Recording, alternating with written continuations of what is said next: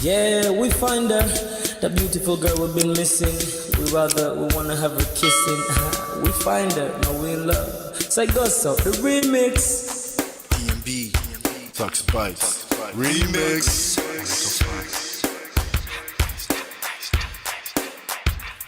Now if I had to lose you like a bad phone connection, I'd change my game to get a better reception. Sit back, let's start this interaction. Don't fight the feelings, just a chain reaction. Your heart won't give you the wrong instructions. Like my GPS, yes I got the right direction. We gotta merge together like a road intersection. Last stop is gonna be my love and affection. I ain't like the mother dudes, they wanna call you shorty, but I'ma call you a beautiful girl. I took your picture home, my mama saw it, she's a very, very beautiful girl. I wanna put you in my video, cause you're so beautiful. You're a beautiful girl. So when you hear us on your radio, turn up your stereo. It's beautiful girl.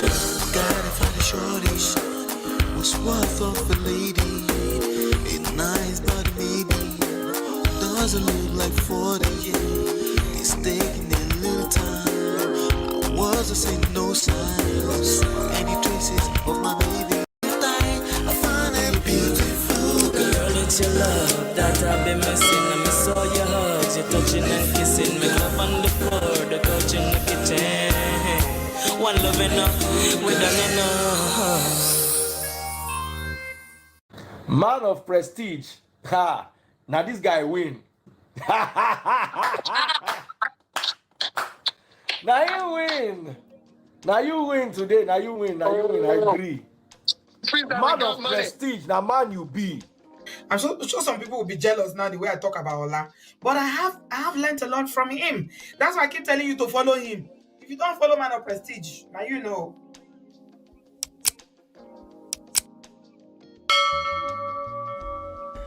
Yo, what's going on, ladies and gentlemen? Welcome back. This is Ola coming to you live from my Empire Pro Studios. This is Man of Prestige. Over here, we talk about relationships. We use trendy topics. Basically, we address these issues from the standpoint of self, social power, social seduction, attraction, emotional intelligence standpoint. With either way, we're here. We're about to have a big show. What's going on? How's everybody doing? I see Brother Patrick is already here. Natu's already here. I see Chinye. How on a day? I hope you guys are doing fantastic. I hope you're doing well. Welcome back. Shout out to all my sponsors really quick. Let's do some house rules because I want to get Auntie B here, get her in and out because she has to go and rest. Okay. Now, shout out to my sponsors: Mo Fresh, Richie, Natu, Adesua, Film Girl, Tima, Show Mama, Grace Corner, and of course, D Love. Good to see you all. Hopefully, you are doing well. I'm looking for a sponsor for today's show. Last show we're up to $134. Right now we're up another $10. So the goal this month is $200. I appreciate you for your support. Just hit the like button and you'll be doing us a big favor already by hitting the like button. So already I see about 9 likes. Hit that like button. Let's get it up to 20, 50, 60, whatever we have to do today. But I do have Auntie B here. She's ready to go. Okay. But I have to do proper justice. Okay. Who is she? Ladies and gentlemen, esteemed viewers and the wonderful members of the Man of Prestige community, the Prestige family. Today is a special day. Of course, I told you it's a big show, right? And we're joined by a remarkable guest, someone who holds a very special place in our hearts, all of us, right? And has been instrumental to the journey of the Man of Prestige all the way from London. I am delighted to welcome Aunty B from OBODO TV. Aunty B isn't just a guest. She's family, a sister from another mother, a respected figure, of course, in the YouTube community, and an unwavering advocate against domestic violence, which we will talk a little bit about today. Her passion for addressing crucial issues within families, and especially in Nigeria, is both inspiring and commendable. Today's conversation is not just about shedding light on the early signs of a marriage that might end up in domestic violence, but also about deepening our understanding and fostering awareness as we continue our pre-launch series of the upcoming book, The Number One Red Flag, of course. All right, so she's going to bring a wealth of experience into this conversation and insight to this critical condition. Without further ado, let's warmly welcome Auntie B to Men of Prestige. We're honored to have you here, Auntie B. There she goes. Allah, what There an she intro. goes. Oh There my she goes. goodness. I'm feeling like you're just, I've never heard myself being described like that before. Wow. Auntie B, you're doing great work in these streets. You have to be introduced properly now. Thank you. Thank you so much. Yes. We're excited to have you here. I'm excited to have you here to have this discussion because I am excited about the journey you're on too. We talk behind the scenes from time to time, and I know where your heart is when it comes to this particular topic. But before we get started, look at you, Auntie B. Look at you flexing on us. You're flexing on us, Auntie B. You're flexing on us. Thank you so much. Thank you so much. Oh my God. I've not seen this one before. Portable. But like the portable. Where is Thank you so much. Yeah. Welcome. Yeah. So this conversation is big. It's big in the streets of especially they're releasing videos upon videos upon videos upon videos. But you know, before we get into the whole domestic violence thing, I've never really had a conversation with you with regards to your YouTube journey. That's YouTube journey, right? But I know Lola and I stumbled into you some years back, and we watched you for years before. I forgot exactly how we linked up. Okay, maybe I called into the show or something, and everybody said they wanted me back to come and give. But we have been watching you for years before that. Can you share a little bit about your journey from Nigeria, obviously, to London, and then to YouTube? If you can share a little bit with us before, because there's some people here that are probably, maybe one or two people. Most of us, we're OBODO fam. Come out on our idea. But if you can just do that, so we can get up to speed with the conversation, because I do want to make sure we're on time. Thank you so much. Yes. All right. My goodness. Thank you, everyone. Thank you. Thank you, Brother Patrick. I see you all. Live with Natu. I'm looking at the chats. Chinye, I see all of you. Thank you very much. More fresh. Thank you. My journey to YouTube was accidental. It was purely accidental. My kids brought me to YouTube. Really? I didn't even know. I don't know how I got here. But I know my son, I think it was just about maybe 10 years old then. All of a sudden he wanted to start doing YouTube. He said it was. So he took my iPad and started recording videos. I used to just listen to music, watch Yoruba movies on YouTube. I never ever thought that, one day I would be on YouTube creating content myself. So my son started recording videos, and he said he wanted to start posting. He's like, "Mom, I want to do YouTube. I want to post video." I'm like, "What? Post?" I said, "No, I can't allow that." I said, "I can't allow that." He wanted to do funny skits, videos, Right. He recorded quite a few. I said, no, I stood against it because I felt I didn't want to expose my kids to that, social media. To the world. To the like world, that. yeah. Mhm. It's young, vulnerable, and I know how crazy it is out there. Haven't been on Facebook myself, for years. I said, no, I don't think. And that was before it became a big deal in Nigeria, Yeah. back then. So I was like, what are you talking about? So one day, how I started exactly, a friend of mine was visiting from Nigeria, and we're going to see him. I'm fond of taking pictures. I like taking pictures. Okay. So I recorded a video and I was just talking. It was a joke. I didn't take it serious. I just recorded a video. Why are there so many problems in marriages, with diaspora marriages? Every day you keep hearing stories, marriages breaking up or whatnot. That we need to talk about it. We need to have a conversation. So I recorded it, and then I sent it to a friend of mine. I was like, "What do you think?" He was like, "Oh, post it on YouTube." Like, what? YouTube? No way. No, I'm just joking. Just like, no, totally. You can do it, Brie. You can do it. Just post it. And like a joke I posted it. That's how I started. But I realized that when I started, it was something that I quickly had passion for. I've always been very passionate about marriage, relationships, holding marriages, and all that. So that's where it started. Initially, I wasn't even sure what I was going to talk about. I knew I wanted to talk about marriage, but I wasn't sure. I didn't start off with domestic violence, obviously. From my previous video, I was just talking about the things women like, the things, people should be doing, how marriages should be different in this day and age and all that. Yeah, then from there, we got into DV, and here we are. Yeah, that was it. Do you recall who your first subscriber was? My family members. I made everybody subscribe in my house. You did. I basically bullied everybody that I knew into subscribing. Oh yeah. Subscribe.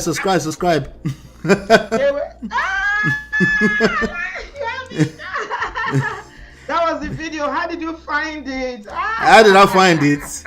Everything is documented now. How did you find this? Oh my goodness. This is the very first video that I posted. Oh my God. It seems like a lifetime ago. Wow. It does feel like a lifetime ago. It says 6 years ago. Yeah. I think it was 20. What year was it? Can't remember now. I think there's a date on it. Yeah, there's a 2017. Date. Yeah. Let me see if there's a it's date. 2017. Go up.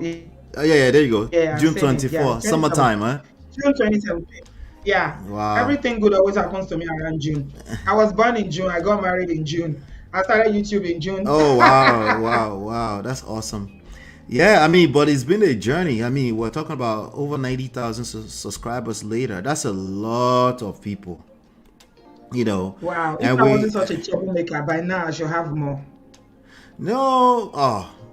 And to be, it's not just 90,000. It's all the people that come in that are not subscribed.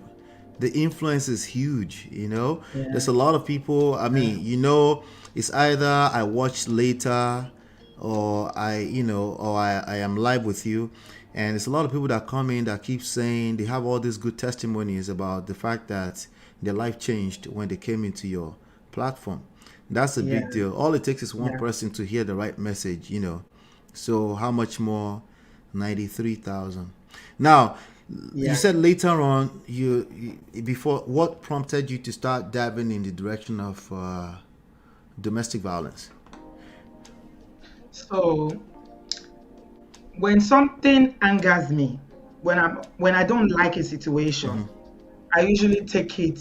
I want to say something about it. I'm very, very vocal, as you know. And if I don't like a situation and the thing is disturbing me, I always want to say something. I always want to address it. So I started saying this because, to be honest, I knew there was domestic violence in a lot of marriages and things like that, but I didn't know that it was this serious.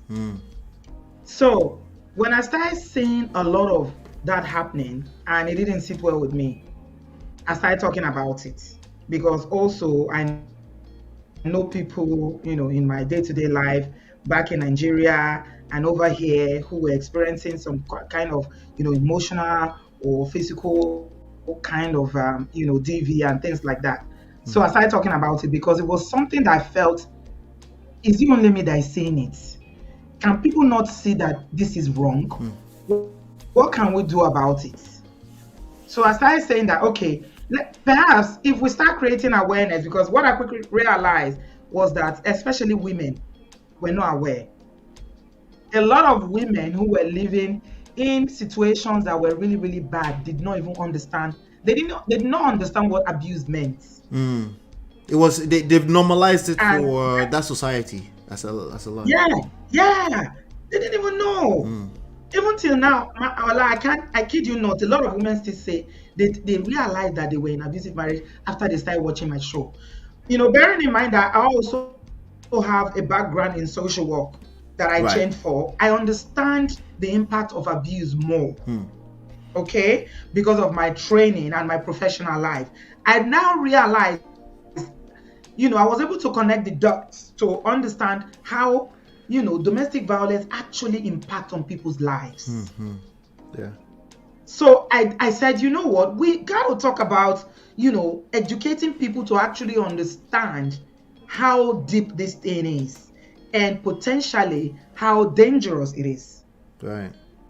So that's how we started. We started using stories, you know. Then let me not fail to mention the person that got us to where we are today. Her name is Jessica. She's a lady that lives in the US. This one hour that we said, I don't know, but anyway, the Holy Spirit will direct us. Jessica, when I started doing the stories about domestic violence, reached out to me and said she wanted to come and share her story. I've never ever had a person come to share her story on my show before. I just used to do stories. Some people will email me, some people will call me and talk to me, because you know, in our culture, everybody don't want to expose themselves. They are so afraid. What will people say? Some of them are still living in that situation, so you know, it can potentially put them at risk. Right. So this lady called Jessica said, you know what, Auntie B, I was married to a narcissist, and currently we are divorcing, and I know this in and out. She actually created a YouTube channel to talk about her understanding of, you know, narcissism and the behavior, how it's, you know, in how they show up, translates in relationship. Yeah. And she had created her first video, and then she reached out to me. She wanted to come on the show to share, and I was like, are you sure? She was like, yes.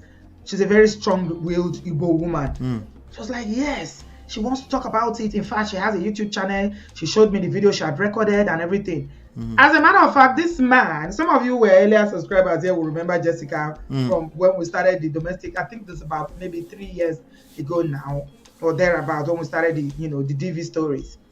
She didn't even, you know how we'll put the camera off, we'll say use a pseudonym. She said no. She said put the camera on. Full I chest. was like, Jessica. Full chest.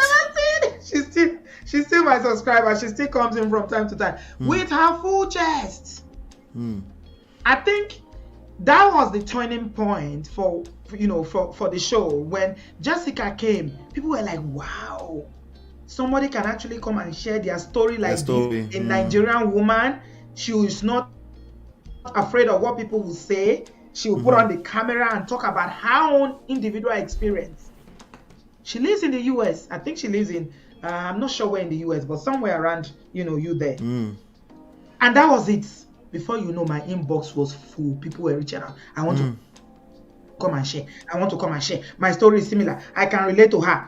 So from there, because there's something that is so powerful about the human story. The human story is so powerful.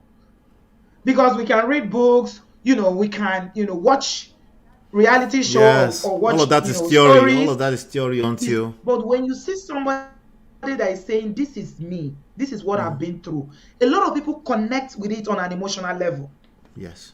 So Jessica was the one that just exploded everything. And that's how we started having people coming to share from the US, from Canada. The live shows where people were coming to share was the thing that it made all the difference. Right. And you started with videos, and now you are now doing live stream at some point. Yes, because back then, okay, so when we started, we were doing streams already. When I was doing live on YouTube, right? Then when Jessica came, I was already on StreamYard, I think. Yes, I was on StreamYard. I think I was on StreamYard, but I wasn't doing the subscription. And then when, you know, when the thing became something that, you know, I needed more, I think I have the highest subscription, like the highest you can pay on StreamYard now. The highest number of people that they can accommodate, because it's just the number of people that call in. So I just increased it to the maximum. Yeah. So I think it's the stories, because when people now saw the stories and they hear these women, and sometimes a few men that we've had as well, sharing their own stories. People were watching the stories, they were listening to it, they were sharing, they were like, wow. So I'm not alone. I think the first thing was that it made people realize that there are people who are also in similar situations. Even though the story is not exactly, because not two people's stories are exactly the same. People can connect. Some with one little of the story that they can connect to make them know that I am not alone. Yeah. And then God gave us the grace to be able to support people. I think that was the best part of it. Yeah. When people will come to share their story, we rally around. Thank God for the amazing people that God sent my way in Obodo Farm. You know, with Jessica, people got involved. What can we do? Sometimes we donate money. Sometimes we link them with services. Sometimes we link them with lawyers. Sometimes we link them with therapists. And it was all free. That's awesome.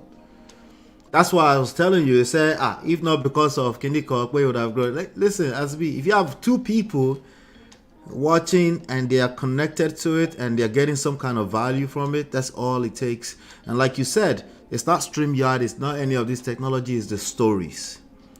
People can we call it content when it comes to the business side of things, but it's really the stories. When people can connect with those stories, or they can relate with one little aspect, that's all it takes, you know.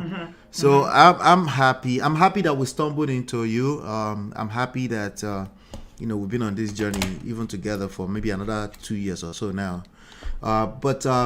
So we want to talk about this early signs of a marriage with domestic violence. Like, it's not always obvious, and you know, people are very quick to say, there's no manual, and you know how I feel about that. I was laughing when I heard you say that. You know, I don't know why social media, all these young kids, you say there's no manual to these things. There's no manual to marriage. There's no manual to this. Is there anything there's The one they just said, isn't that a manual? That line, there's no manual. Doesn't that become a manual? I don't know. I feel like when people don't know what to say, they just resort to there's no manual. There's no manual. They just say the easiest thing that makes them feel better. You might as well say that there's no manual to there's no manual to life. To life, everybody just para, just go around the streets. Even Portable. It's a manual that makes us have a frame of reference. Like, what is wrong with this boy? Is it? It's that, and we have standards now. We have standards, and it's okay to highlight those standards without judging other people, of course. Yeah, and there are principles to everything, including marriage. Everything. So even if you say there's no manual, there are principles. Yep. And we have this story over the past few days. I'm not sure you covered it yet. Oh no, you covered it. That's why I called it yesterday. The Emeka Ike story, which he was accused of something like that, and he's now saying it's not true. We don't know what is true because, it almost, to me, it's almost like he's throwing himself under the bus when he started talking in that video. You know, especially with the way he was saying, like, did that beat you? And I'm like, did that beat you? Who is asking? Like, why would I come to my wife if that's so strange from my reality? Why would I come to my wife? Did I touch your mother? Like, I'm like, this guy, you got to tell on yourself. There's another guy here that's telling on himself, Tyrese, who's telling himself that, and they don't realize they tell on themselves with the nuances in between. So there are some patterns that we can learn that. Because a man can end up on the receiving side of being a victim of domestic violence as well. It's not as likely, but it's possible. So I want you to let's dive into it, you know, because I'm very aware of the time today, because I know it's late on your end. Some of the 5 early signs that we can pay attention to with a marriage that can end up in this kind of space. Yeah, should I go ahead? Yes, please. Right. Okay. So you asked me to talk about 5 early signs that there's likely to be trouble in paradise. Wow. That's a really, really good one, because it's what you call red flags, right? We can call that red flags. I mean, it would have been better if people see this even before marriage in relationships. Because it would be better if people can see it. And sometimes these things are usually there. Even earlier on. They are, but people ignore them for so many reasons. Women usually ignore them because they are desperate, or they just want to marry, or they feel like, oh, the love, you know, he loves me, you know, he will change and all that. But we all know that people don't change like that. It's very, very difficult for we as humans to change. So the first one I'm going to talk about is lack of consideration. Explain. Marriage is all about lack of consideration. Marriage is all about collaboration, and considering one another. So two people are coming together from different backgrounds, even if they have many things in common, still the different households you are coming from. Yes. All right. So the way you cook your egusi soup in your house is different from the way I cook egusi soup in my house. That's real. You understand? So until we are ready to at least say, okay, this is the way you cook it, this is the way we cook it. Okay, how do we cook it together in a way that how do you like it? How do you how do I like it, so that we can shift a little bit? I will shift a little bit, we can compromise. When there is no consideration for the other person. I was listening to PK 2 days ago, and he was talking about the number one reason why couples have problems in marriages is selfishness. Selfishness. Self. From self comes selfishness. Right. Yes. Pastor And that is Kingsley lack of Okonkwo. consideration as well. Yes. Lack of consideration is that's what selfishness is. Yeah. You're only thinking about me. Just me. Me. But we are told, especially in Christian marriages, that once you are married, there is no me or you again. It's us. Right. It's us now. So things as basic as, let me use this example because Nigerians who live in Nigeria, they use food a lot as examples. There's a pot of soup where you have 2 pieces of meat left, okay? And you come home and you want to eat as a couple. When you consider the other person, you think, okay, let me take one and leave the other one for my spouse. But lack of consideration will make you think, I beg, this one is not enough. Shebi, I usually eat 3 or 4. It's only 2 jare. Let me eat it. When the other person comes, they can eat whatever they like. Terrible. It's basic, but you can also apply this to so many other aspects of marriage. Yes. That is lack of consideration. If people are considerate of one another, you're always thinking of the other person, that, okay, if I do this, how is it going to impact on this person? If this person does this, how is it going to... What about if it was me? So I would just say lack of consideration. When people consider one another more, and you are thinking of us instead of I against me, because these days it's almost like it's a contest or competition. What about me? What about you? So lack of consideration is one. That's one of the early signs. Ola, we can't hear you. I like that. The reason why I like that is because people often wait on to the stories are so toxic when it's in their face. But if you see that somebody is already, like, if you can at least feel it, that this person does not even consider you at all, that at that point in time you should start looking at. We're not saying you should say, oh, it's going to become DV, but that's where it starts from. Little things like that, And I'm sorry to pick on Emeka Ike today. Again, once Emeka Ike go collect for your hand today. It will collect. Once you can't even see that these are your customers, if they're not paying you money, it's because you're probably doing a terrible job at the way you monetize. And again, it's that conversation of me, sort of indirectly, because again, we're talking about you can't hold yourself accountable, right? So if you can't, like, because my wife does that all the time. She's just like, no, you can have it. It sounds very simple and very easy, and then it becomes like, no, you can have it, right? If you can see, it's highly unlikely that if you end up in a relationship with a person like that, it's highly unlikely you will end up in it's unlikely that you end up in a DV situation, because it starts with simple stuff. It's just that when it builds on top of it, and when finish don't enter, everybody is now showing their true colors. But no, they've been showing true colors all along. Have you been paying attention? But nice one, Auntie B. Lack of consideration. You have another one. The second one I will talk about is, lack of mutual respect. So we come from a culture where a lot of people unfortunately believe that, only women should respect men, that women don't deserve to be respected. So this has been on, transgenerational. Right. It's not like everybody thinks that way, but majority, even on social media today, when you go on the comment section, you can see. Yeah. People believe that, even the way we were raised, our mothers told us, respect your husband, make sure you respect your husband, respect for the husband, which is good. It's very, very good. Yeah, Definitely, yeah. you should respect your husband. But there is no way that one person, I did a video one time and I said that marriage is all about pouring into one another. You cannot pour from an empty cup. And if you keep pouring and pouring and pouring, and you're not getting back, you're going to get dry. You will run out. Yeah. You start pouring from empty cup because you're not receiving. Yeah. So in cases where respect is only one way, you're respecting the other person, and the other person has zero respect for you. And it can translate in simple things like the way they talk to you. Yeah.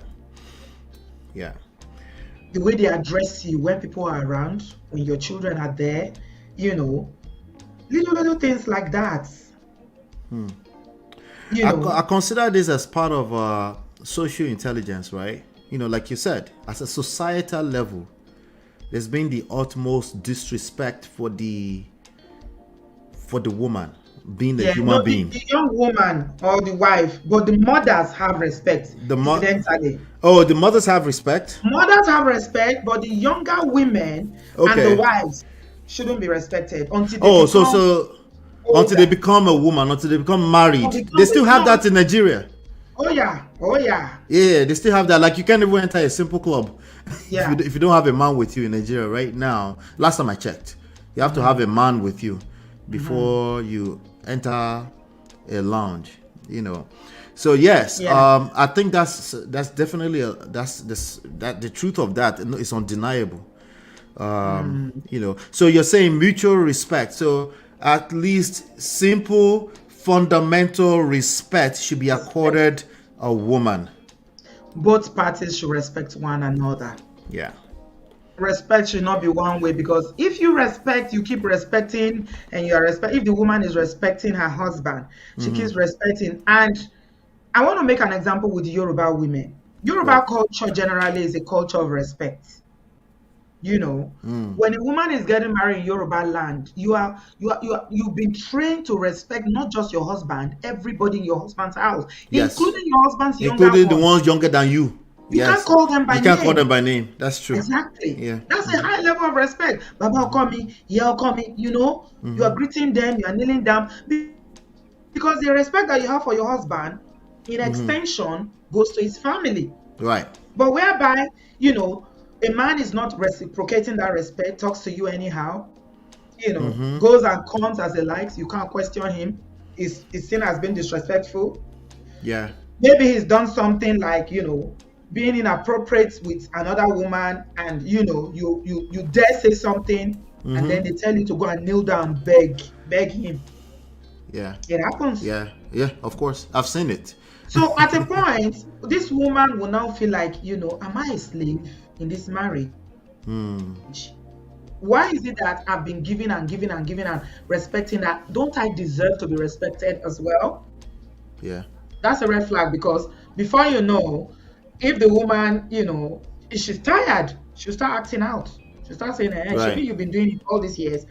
It's time for me to just, let's everybody be mad. Now, as an extension to that, if that man, whoever she's married to, does not respect himself or does not respect his wife, it even gets worse when it comes to respect from his family members and anybody in general, right? Do you feel like that's even part of the disrespect? Because why should we have to wait for a man before you can even accord a fellow human being respect? It's just I think it comes with patriarchy. It comes with patriarchy. I was listening to this woman that was the richest black woman in the world the other day, Mrs. Folonsho Alakija. And she said something. She said that when she was young, she wanted to be a lawyer. Her father sent her and her younger sister to London, to the UK, to school. But she wanted to be a lawyer, but the father said, you know what? There's no need training you to be a lawyer when you are going to end up in a man's house. That's a waste of resources. So just go and do a small course that you do for 1 or 2 years and then come back. But you think that happened in the 70s, right? Mala, you'll be surprised that today, there are some people with that same mindset. It's a mindset now. It's more so of a mindset now. Yes. Yeah. There are some people with that same mindset that what's the point of investing in a woman? She's still gonna end up in a man's kitchen. Or they'll tell Not her a to man's tone it house, down. a man's kitchen. Yeah. Or they might tell her to tone it down. Like, ask me now, in the home, she said her father had 56, maybe 57 children. Out of all the children the father has, is she not the most successful? Not only is she the most successful, okay, she's the one with the most money. She's the one with the most money. Shout out to Natu for the $20. She said with love from OBODO. Hey, that's my baby girl. You know. Absolutely. She's well respected around the world. Yeah. I couldn't now, if me, as you know, just to link it back to the topic, right? 5 early signs of a marriage with DV.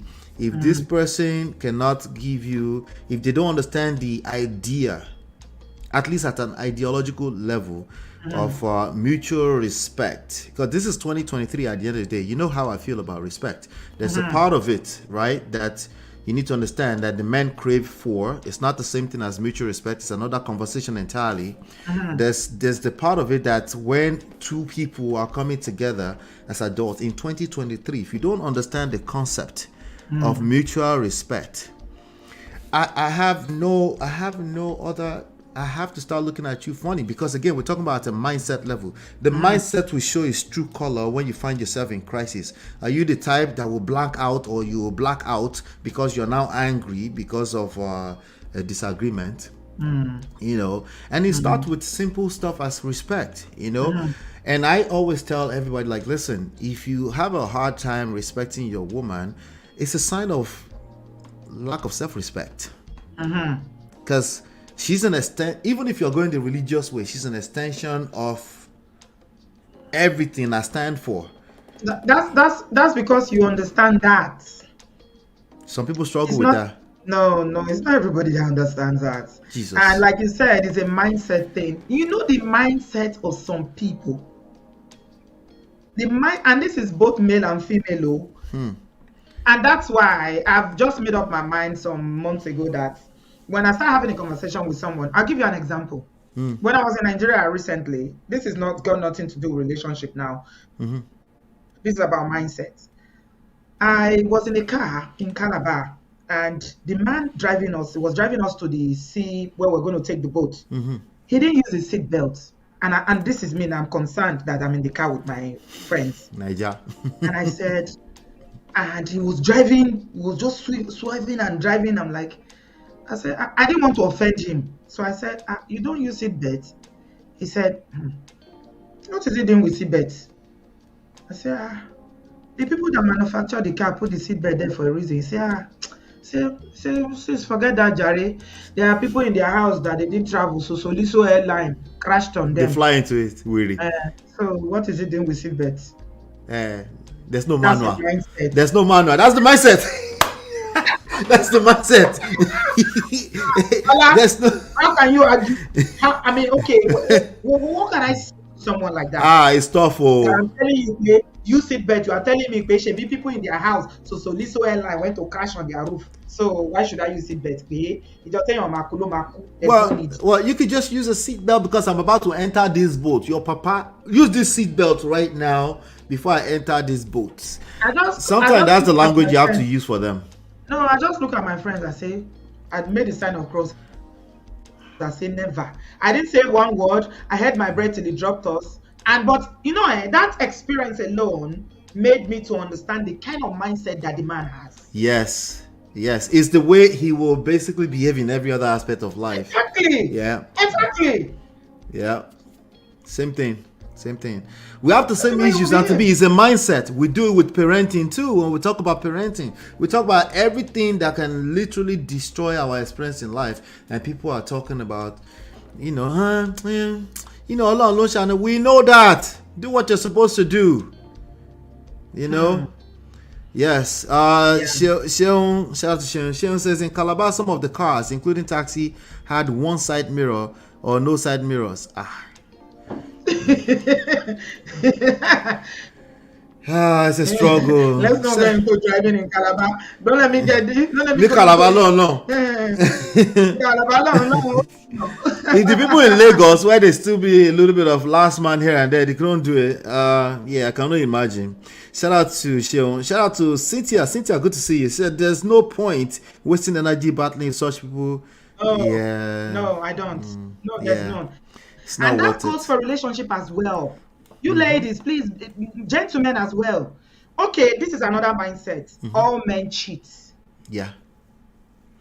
Some That's women already actually wrong. have that mindset. That's already wrong. On the right on Yes. on arrival, dead on arrival. We're aware of people with this kind of mindset that it doesn't change. Their mindset does not shift because they so believe in this thing, they hold on to it. Yeah, because they're looking for ideas that matches their experience so they can make it the truth. Unfortunately, it's not true. That's just your experience, which is valid, but you're not helping yourself. It's almost like managing your expectation. You know how you used to say manage your expectation, but unfortunately, this is not managing your expectation. It's setting yourself up for failure. Yeah, you will fail because you already made up your mind that okay, this is what's going to happen. You will see it everywhere. You will attract it. It will be your reality. Even if it's not there, you will create it. Yeah. You know? Yeah. Yes. All right. Sean says this was 2017 though. Lovely people and great food. The best. We love Calabar people. No worries. And to me, let's get to me and you. If you're not careful, we'll do 4 hours here. So let's get to number 3. Number three, yes.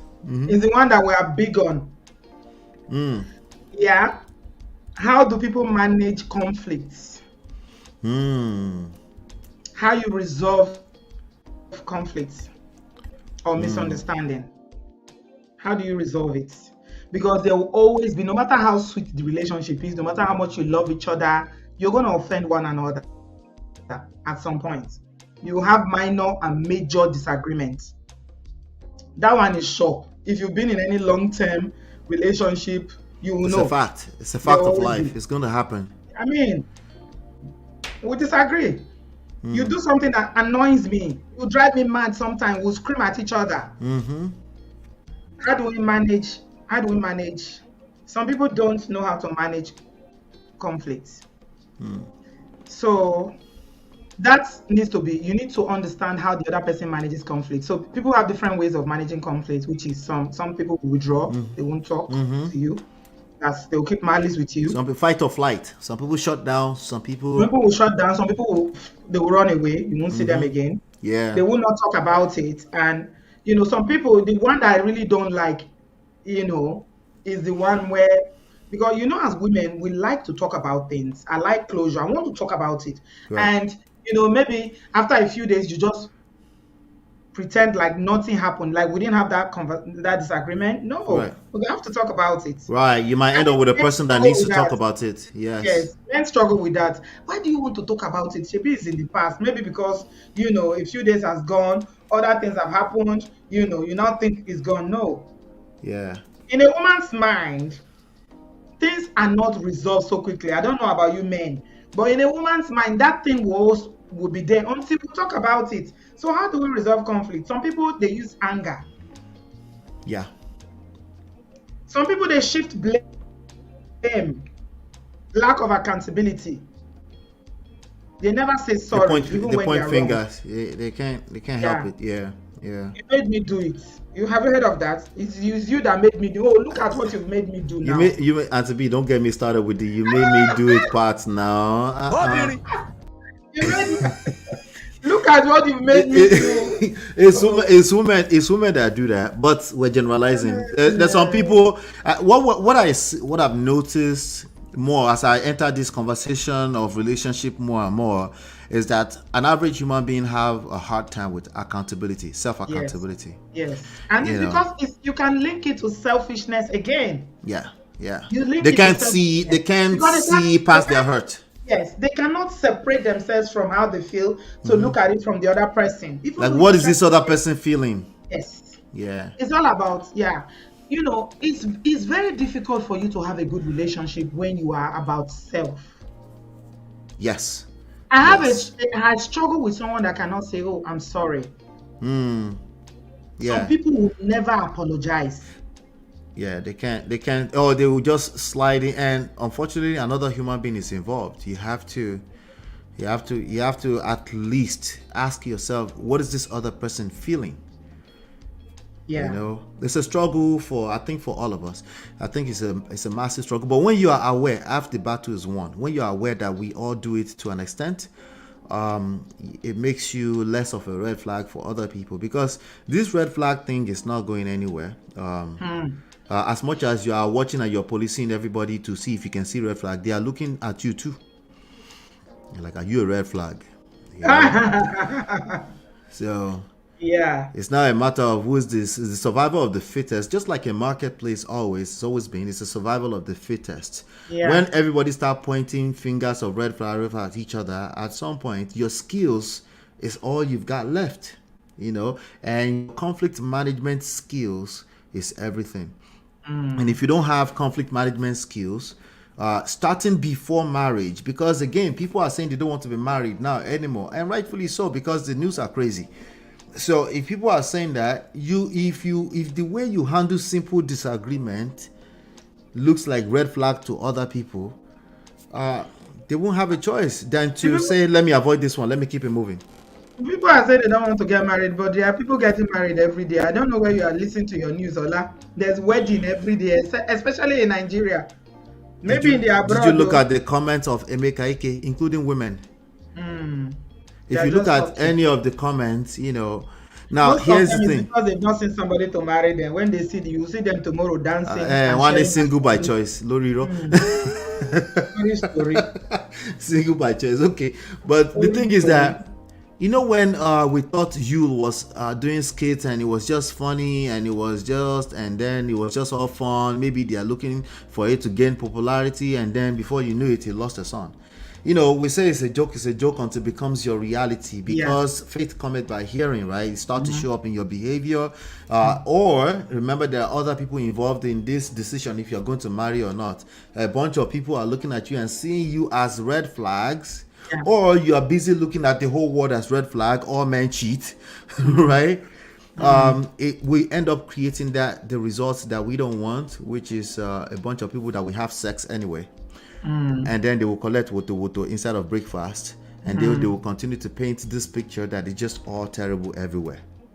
So someone said, I saw something one time when someone said, if you're in a relationship with somebody, before you get married, at least try to create something that will bring a disagreement and see how the other person will react.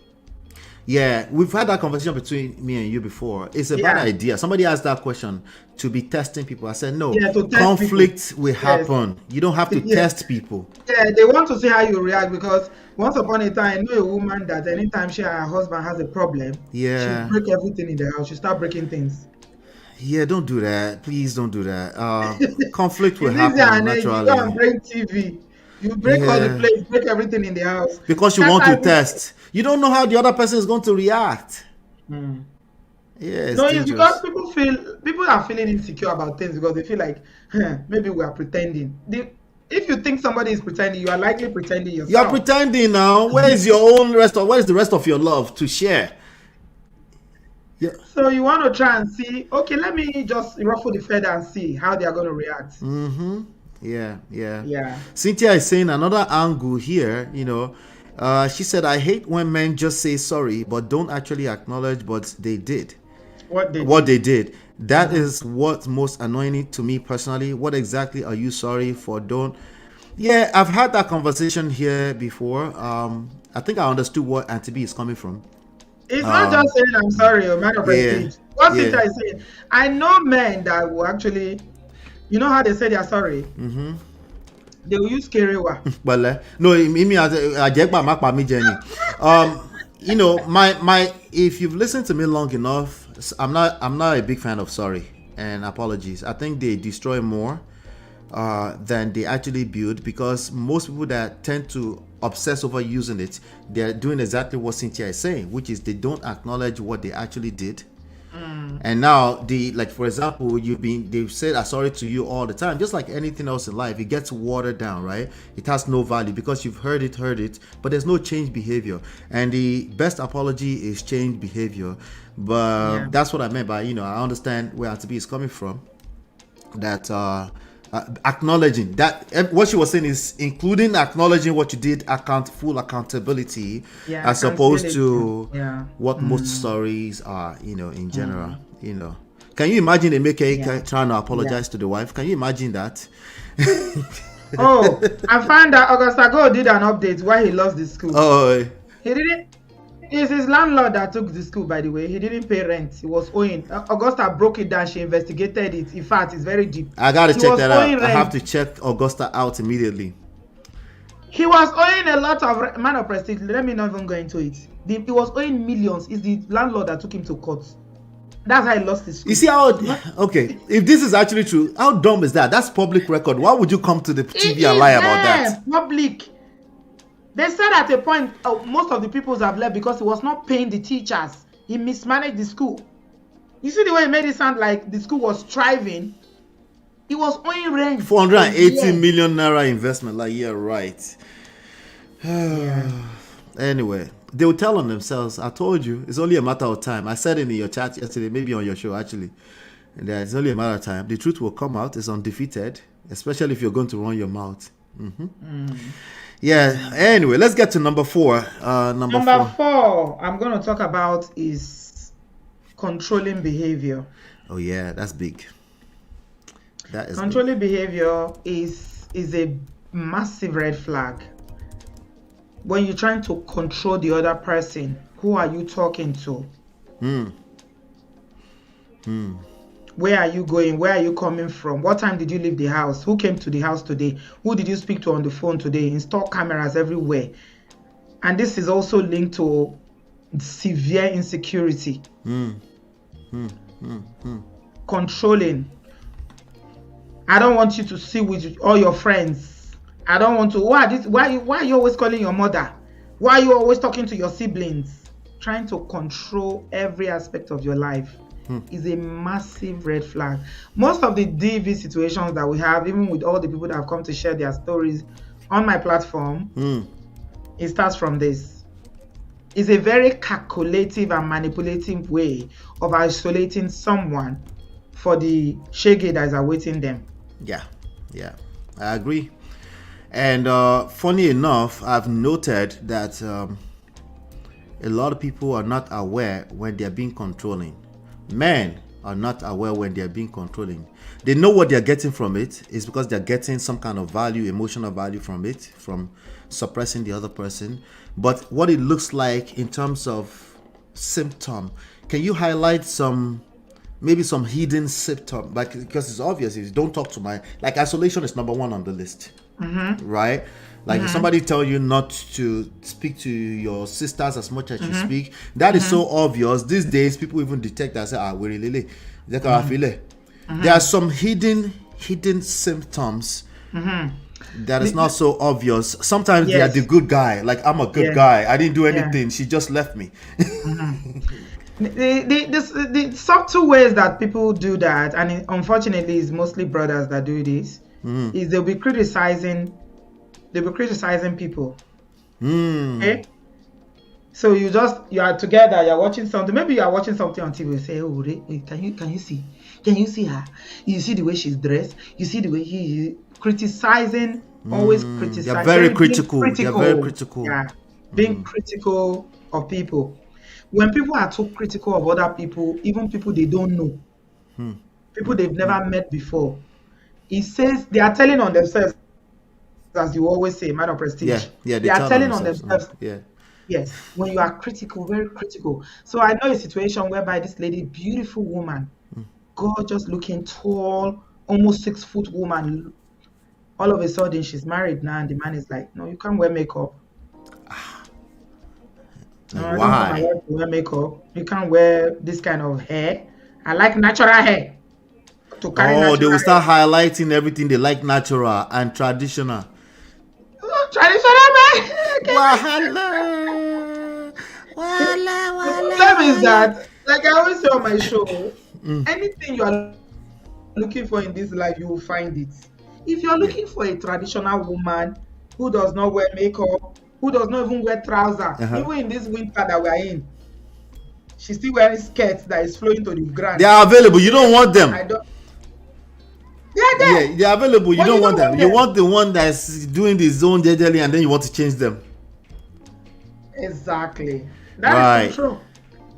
So wanting to anybody that comes off as they're trying to change you, because we know you can't change people, you can only influence people. You can try, but you will always fail, you know. That's definitely that's all part of controlling behavior. Then you also mentioned something that sounds like a person that's monitoring every move.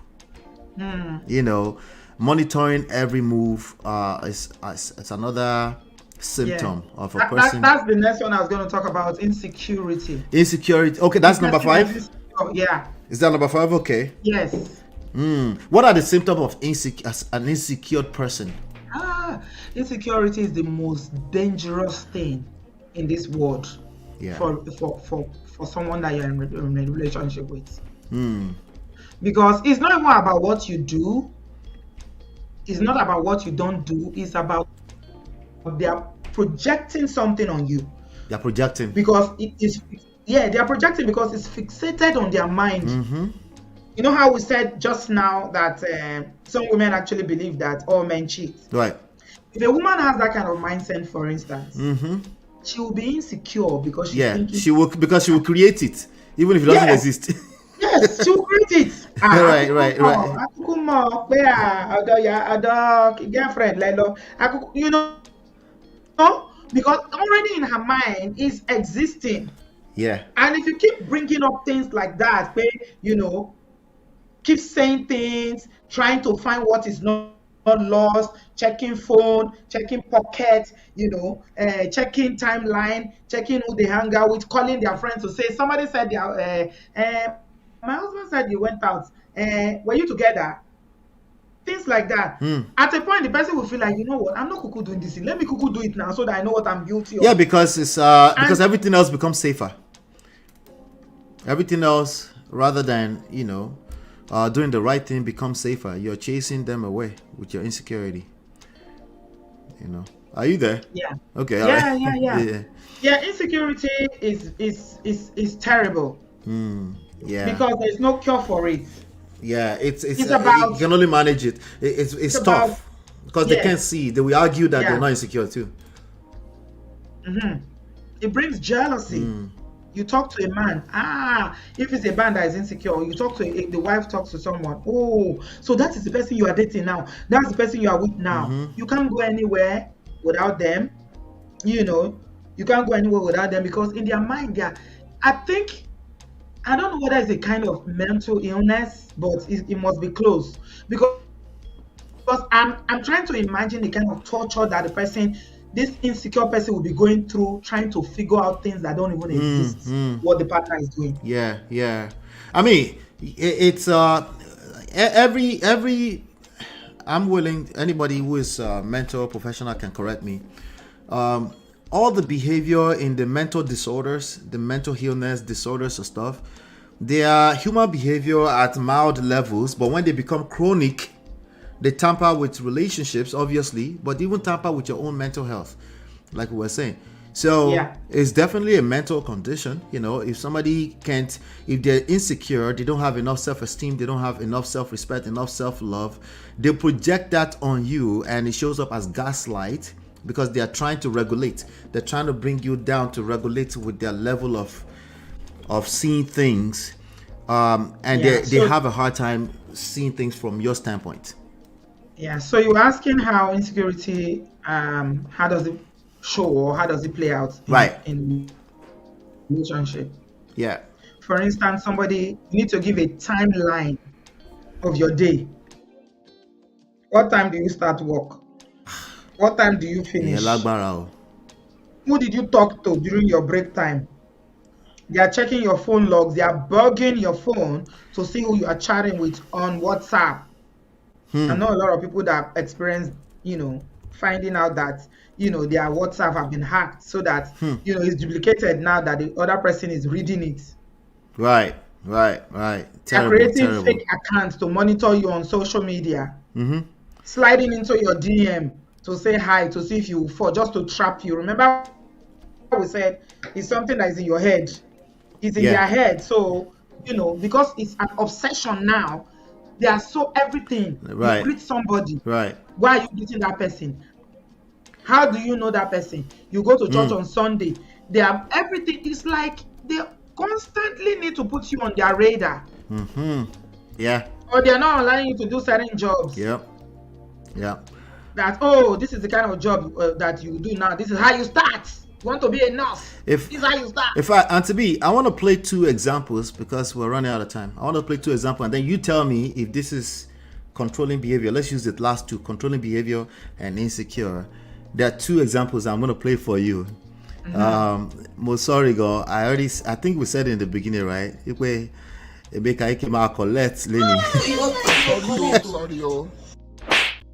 Collect you. But I'm sorry. This was so obvious to me. It wasn't as obvious to most people, including women. But let me play this for you, and then the first one will be this one. Let's see. There you go. All right. Let me bring it back. For you in Lagos, it was nothing. Alawade, I built for her mother. In Isoko, for you in Lagos, it was nothing. Alawade, I built for her mother. In Isoko, 3-bedroom, I built. I trained you in school. I was in Yabatech. My friends, some of them are deans of faculty in Unilag and so many universities. I just took her there, give her admission. And I changed her life. Made her a teacher. Put her into school part-time. They say, this one is pregnant too. You don't feel like jam. I said, okay, that's why we're here. Drive any car you want. The Prado, the Touareg, any of the Infinity, any car you want, just have fun. You're a big man's wife. And that's all I got for it. Because I was investing on someone who wasn't investing in me. So you just keep loving, but you don't know if you're really loved in return. So that's the mistake we make as young people. We have found, I'm a little babe, sweet babe, man. All right. It's about getting the girl. Okay. All right. So now, this is very tricky, right? Because on paper, as I always say, he's a nice guy. He's a good guy. He did everything, right? Right? So, but this is somebody's husband now talking about his ex in this manner. Think about it very well. Right? And he's recounting everything they did. I personally have a question. Why did you do those things? Right? Because you're a good guy? No. There's more reasons why you did those things. Were you married to this person? Were you getting some kind of emotional kickback from doing these things for this person? Right? We call it the emotional kickback number 6. Charity contribution. We actually get something from that when we give to other because people. You're a big man's wife. Say you're a big man's guy, and then you're a big man's wife. any car you like. I've never seen a big man that calls themselves a big man, no. A real big man, the original, authentic big man. I've never seen them call big man. It's always small men that always call themselves big men. It's rough. It's when we talk about controlling behavior and insecure, it's not always the obvious. Which is a person who tells you to bring your pata, let me smell it. It's not always the obvious. Sometimes it looks like this. If this is your present husband, they're talking about their ex this way. It's something you might want to pay attention. What's your thoughts on that? Mekaike. Is that he's I don't know, maybe because from everything that I've heard, I don't know his story. I mean, I don't know the wife, but from everything that I've been reading, so far, seems like, this is delusions of grandeur. from everything that I've seen so far. That's a fancy way to say it's narcissistic. Go ahead. Before the word narcissist came, we used to call it grandeur delusion. This is grandeur delusion. Right. Because it's painting a picture of a woman that had a perfect life. Everything was given to her. Took her to school, got her a job, gave her all these cars, big man's wife. Yeah. And then all of a sudden she just woke up and said, you know what? This enjoyment is too much. I don't want enjoyment anymore. I like to suffer with 4 children. Exactly. Nah, I'm not buying it. Yeah. Those are so I'm able to pick that up the first moment I saw the video. It's taking people 48 hours, 72 hours to get to this detailed part of what he said. Go ahead, ma. FS Uncle. So you think this is controlling behavior the way he was, or is it what's the two that we're talking about? I'm not diagnosing him. Okay, he's a public figure. I have no doubt this man will show up as a controlling person in a relationship. I have zero doubt. Okay, and it's not about him admitting to that. It's about a woman will feel the anger, a woman in a relationship with that is just bad. And I'm saying that from experience as well too, you know. Myra said, how do I become a big man's wife? Because I want to drive a Prado. And then you end up collecting. Now you want to run away 2 years later. Someone is looking for a big man like Emeka. Should we give you Emeka like a Marriott? We'll give you Emeka. That's how it starts. So now, of course, to the wife is probably feeling like, you know, I'm the prize. I won, you know. But that's how everybody feels until it's too late, for the most part, you know. But let me play the second video for you so I can let you go, Auntie B. Let's see this one right here. They always sound good on paper. You just have to think a little bit deeper for you to grasp it. I desperately wish that the wife would say something. Wait now, we have to be patient. That's part of the process. We will hear more from the wife, trust me. Let me play this guy for you. You got to pull up to your woman job. Fella, sometimes you got to pull up to your woman job just to let the work husband know you with the smoke, okay?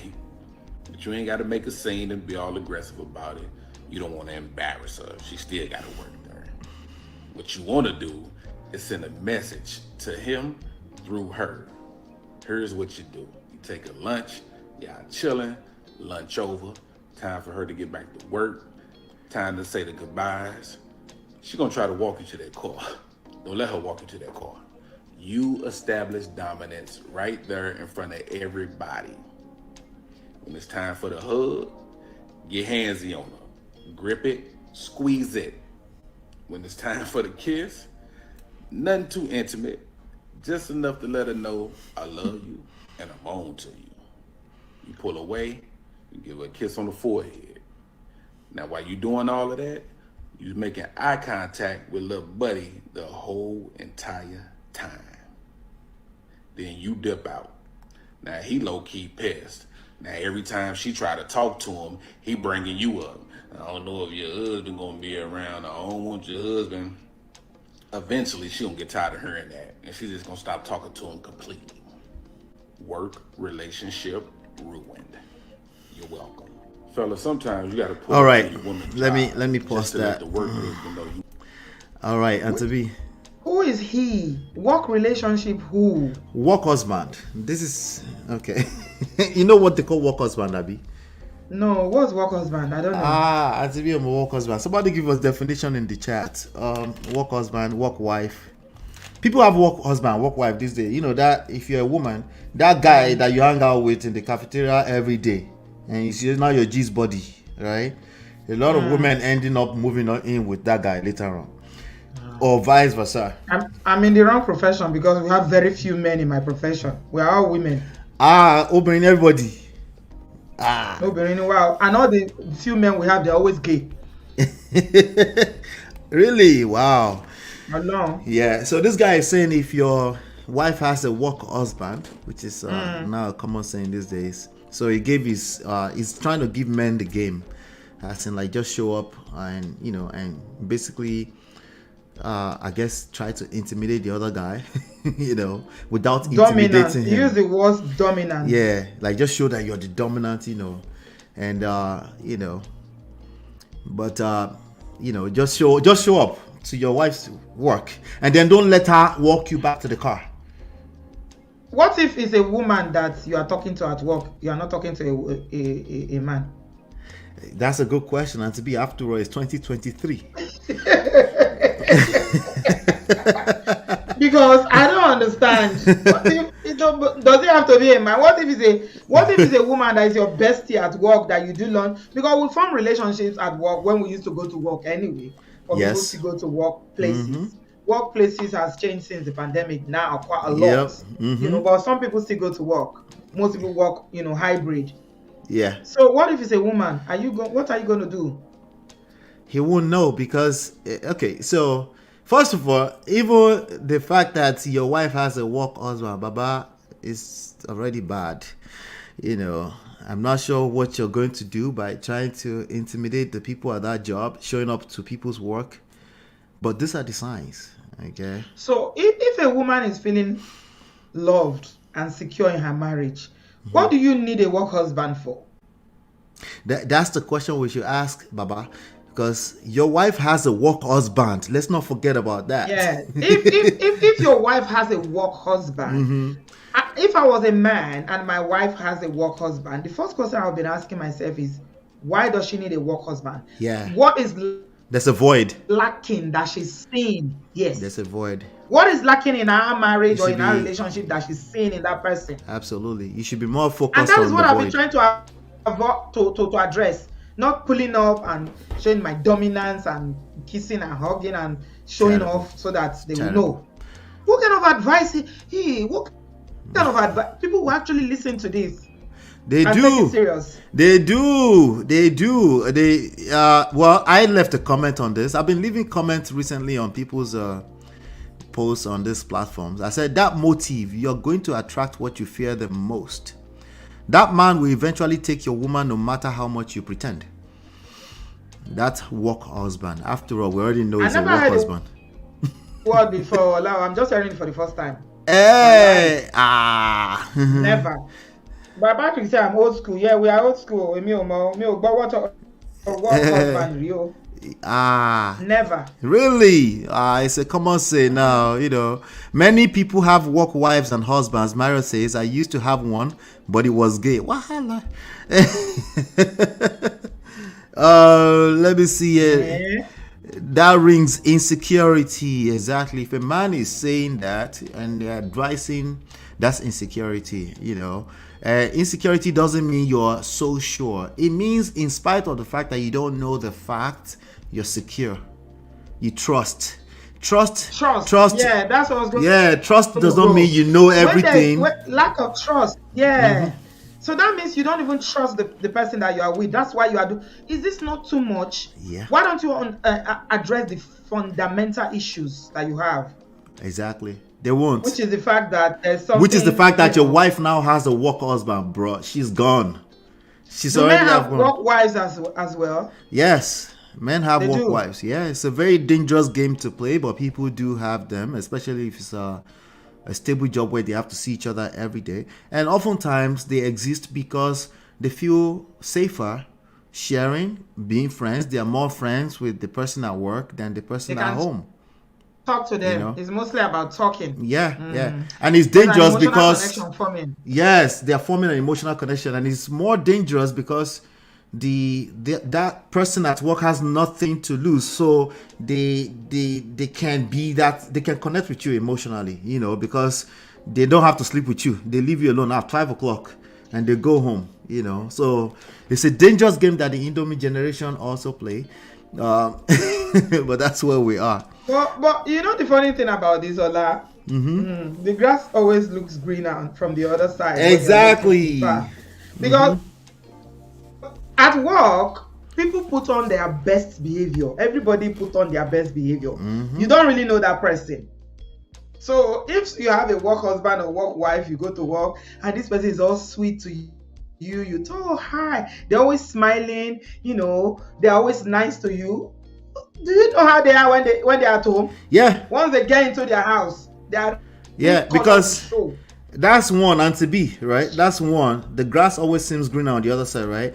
The other side of it is that clearly this person does not have the skill to be in a long-term relationship, because if they did, they wouldn't be having work husband. But you are going to be you will be the how do you say that? The favorite, right? You'll be the wife that will fix them once you get inside, Abby. You'll be the husband, right? You're deceiving yourself, right? They have nothing to lose with you. So they can smile at you when they show up to work. But I'm not even talking about the person now. Look at how the husband at work, at home, is reacting. Is this going to, are they going to feel safer to come back home? The next thing is going to go and fight. That's the next thing he's going to go and do. He's going to go and fight. Because he's already feeling very insecure. Yeah. That he needs to show his dominance. It's dangerous. So that tells me that relationship is already in trouble. Because there's no trust now. And then you start thinking about it. What next are they going to do? Are they going to sleep together? Are they going to a hotel somewhere? Then, there's no limit to which you can. It's like, what do they call that kind of hole? That you keep digging, You just keep digging the hole and falling. And your imagination will be running wild. Yeah, exactly. Somebody said, if I got to do all that. I know. Somebody said, if I have to do all of that, I don't need to be with her. Yeah, I don't think it's a good game to play. And I don't think people should be having any work husband or work wife. That's nonsense. So, Auntie B, keep in mind, we're talking about DV. That person, when they've done that measure, that strategy you use, if it doesn't work, that person become angry and angrier and angrier and angrier? Oh, yeah. He's going to come and fight the next time. And he's going to tell her, you need to choose between that job. Change your job. That's the next thing. Yeah. I don't want you working that job. Look for another job where you don't see that work husband anymore. Showing up. That's a recipe for controlling behavior. Exactly. When you use the word dominance, that's the word you use. You need to establish your dominance. Dominate. Pass your wife with the work husband now. It's not now just with the wife anymore. It's now with the work husband. Not be juju be that. Wow. All right. That's not going to work. If anything, it can create violence. So please, if you see people behaving there, or they subscribe to this type of ideology, or you're having a conversation and they kind of like agree to that, you should probably move with caution. And to be, I appreciate you so much for giving us, thank you, 80 minutes of your time already. Okay, because I want to make sure you go to bed. Yeah, it's past 11 already. Yep. I appreciate you so much for being here. I know you probably will still sneak in and look before you go to bed. Just go to bed, okay? We'll be here tomorrow. Yeah, thank you so much for everything you do, for supporting this platform. I appreciate you. Thank you so much. And shout out to all the Obodo fam. Thank you, man of Prestige. Obodo fam, you guys give the video a thumbs up. People are not liking the video. We have 80 people watching and only 39 likes. You've not been reminding people to like. Can you please give man of Prestige? Please. Give us a thumbs up, please. Yeah. Thank you, everybody. Have a good evening. Unfortunately, I got to bounce because I got work in the morning. Cynthia, you're on holidays already, so hang out with man of Prestige if you're not working. But I need to go catch some sleep so that I can be up. Yeah. All right. Take care. All right. Talk soon, Auntie B. I'll see you soon. That's all right. Thank you so much. Bye. Alrighty, everybody, welcome back. I'm going to cover a couple of stories, okay, because we got about how many more minutes? We got about 40 more minutes to round up today. Happy holidays to everybody. Happy holidays. I appreciate you. I see Nicole, good to see you. Latu, good to see you. Cynthia, shout out to you. But Patrick, sir, I see every Marriott, how now? You do everything at work together. You tell each other, share Christmas gifts. Some cross the line. It only makes sense to cross the line because after all, you feel safer with them, right? That man is referring to men that can make their woman have orgasm. Exactly. Thank you, Natu. Exactly. Not them with quota. quarter-inch ding. Wala. Any man that treats his woman right don't have to worry about work husband. Could make sense. Doesn't make any sense. And to be the old school like me, Ola explain better. Work husband, work wife. Etiquette. Many people have work wives and husband. Yes. All right. So let's do this. I got a couple of stories that I want to cover. Hit that like button, share, subscribe, turn up your notifications. Okay. And I've got a couple of stories to cover. Let's see here. Hey, by the way, if you have, shout out to my brother Ben as well. Okay. If you have any questions, feel free to put a Q behind it and then ask in the chat. Okay. I would love to answer your questions. That's something you can always count on me for here. That's why we're here. These things are not always obvious. These things can be quite, rough for a lot of people. So they're not always obvious. So just keep that at the back of your mind, okay? But there's, I think, about a couple of stories that I want to cover, but we'll round up on time, just in time. I'll be right back. Beautiful girl, sparkling night, killing time. I find a beautiful girl. Girl, it's your love that I've been missing. I miss all your hugs, your touching and kissing. Me love on the floor, the couch in the kitchen. One love enough, we done enough. All right. I want to cover this guy's story. Whatchamacallit? Not this one. I promise. Not this one. This one. KORRA OBIDI and Justin OBIDI. Okay. KORRA OBIDI and Justin OBIDI. I want to cover that. Okay. So he's been in the news. He was hanging out with AUNTY B yesterday. Brother Ben, noted. I'll address that right after this one. Okay. No, he wasn't hanging out with AUNTY B. He was hanging out with Daddy Freeze yesterday. Okay, Daddy Freeze, not AUNTY B. Okay. All right, Nani. Shout out to you, Nani. I see you here all the time. Thank you, Nani. All right, so let's talk about Justin. So he was on brother Daddy Freeze yesterday. Okay, and I watched it and I'm like, let's see if it's changed, because I remember when he first dragged his wife, it wasn't like it was wrong. These things are never about right and wrong. It's about he didn't have the skills, like many of us when we first get into marriage. So there's nothing special or peculiar about the fact that he doesn't have the skills. He just doesn't know what he doesn't know, or he didn't know what he didn't know. But after watching yesterday's session with Daddy Freeze, I am convinced that he still doesn't know what he doesn't know. All right. But so does not to say Justin D, not OBD. That's what I called him back then. I didn't mean any disrespect, but essentially, there's people kind of like, when you start to compete with your woman, you might as well just be. You might as well just take her last name. Okay. No disrespect, but anyway, I don't know these people like that. But let's just extract the lessons here. Okay. A lot of his rhetorics, right? He's still in love with the brown sugar. I can't be mad at him, right? He's still in love with the brown sugar. I cannot be mad at him for that, okay? So it is what it is. I understand, because I'm in love with the brown sugar as well, okay? But he went on to start dishing out some manosphere, red pill rhetorics, things like, oh, there are more traditional women in Nigeria than he has. This one has not finished collecting. It remains small before he finished collecting, right? Now, obviously, there are feminine, cooperative, FBI, feminine, beautiful, inspirational. Shout out to the late Kevin Samuels.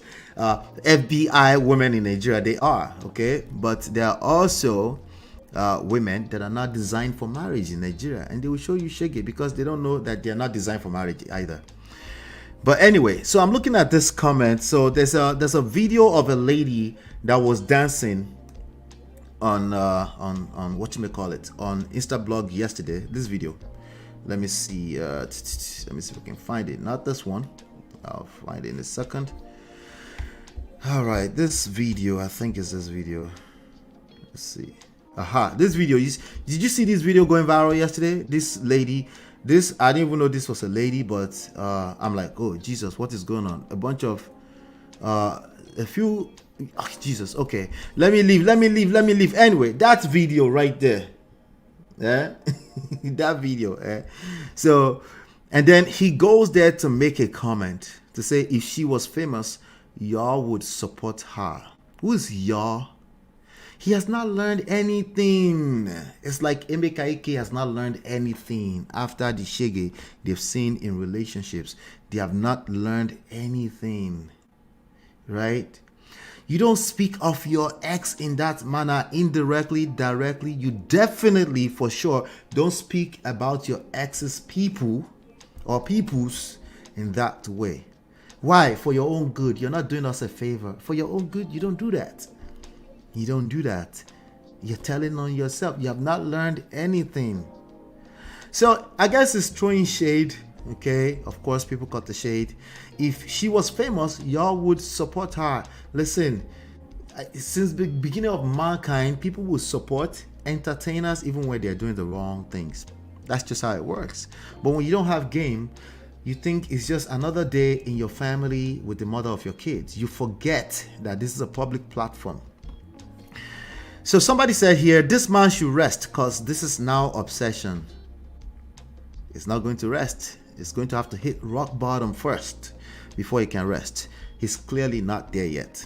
This guy is still obsessed with KORRA. Nothing way you foretell me. Because what? Somebody said, but he knows KORRA dances for a living before he got married to her. So, no, all of that doesn't matter right now. Okay. Latu, how you did? MOP, you go collect from Justin Obidi. Pray he doesn't stumble. If he God helps him, he come and comment on this video, that will be another video. Okay, that will just be another video. So if he wants, he can come, and he's welcome to come on the show and tell me his side of the story. You know, everybody's obsessed with his side of the story, right? Daddy Freeze tried to collect side of the story yesterday, no collect. The only thing we were hearing were red pill rhetorics. You know, you can't really learn anything in that world. Okay. If anything, you learn little things here and there that will make you feel better. Oh yeah, there's more traditional women in this place. So in Africa, you know, the women in America are delusional. All of that. You didn't learn anything. Anyway, so that was that yesterday. I saw that. I was like, okay, he has not learned anything. All right. So if you look at this one, okay, first of all, there's this one here. Okay. It says lady trends online. This is on Leader AKG official. Lady trends online after sharing video of her and her kids dancing. And this was what Justin said, right?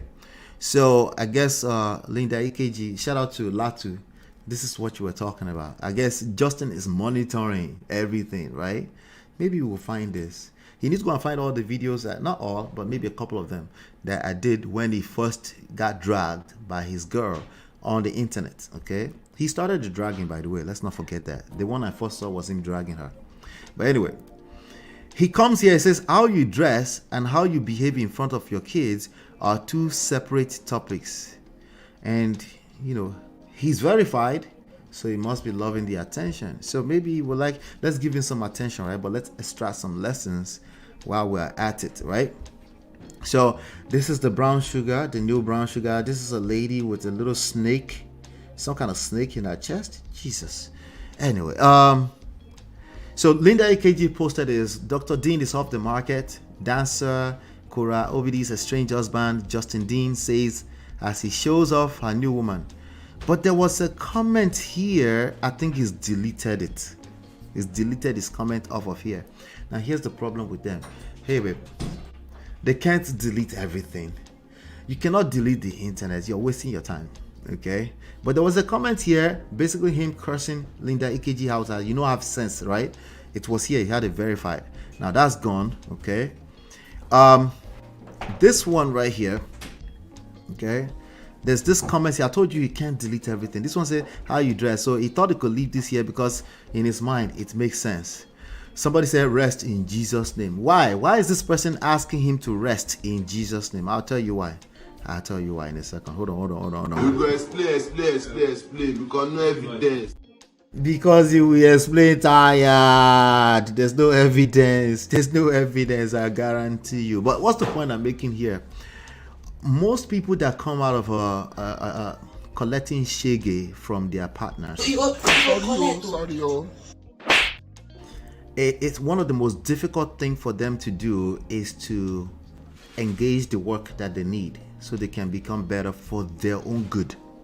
They're not becoming better for the rest of us. They're not becoming better for their partner. It's for their own good.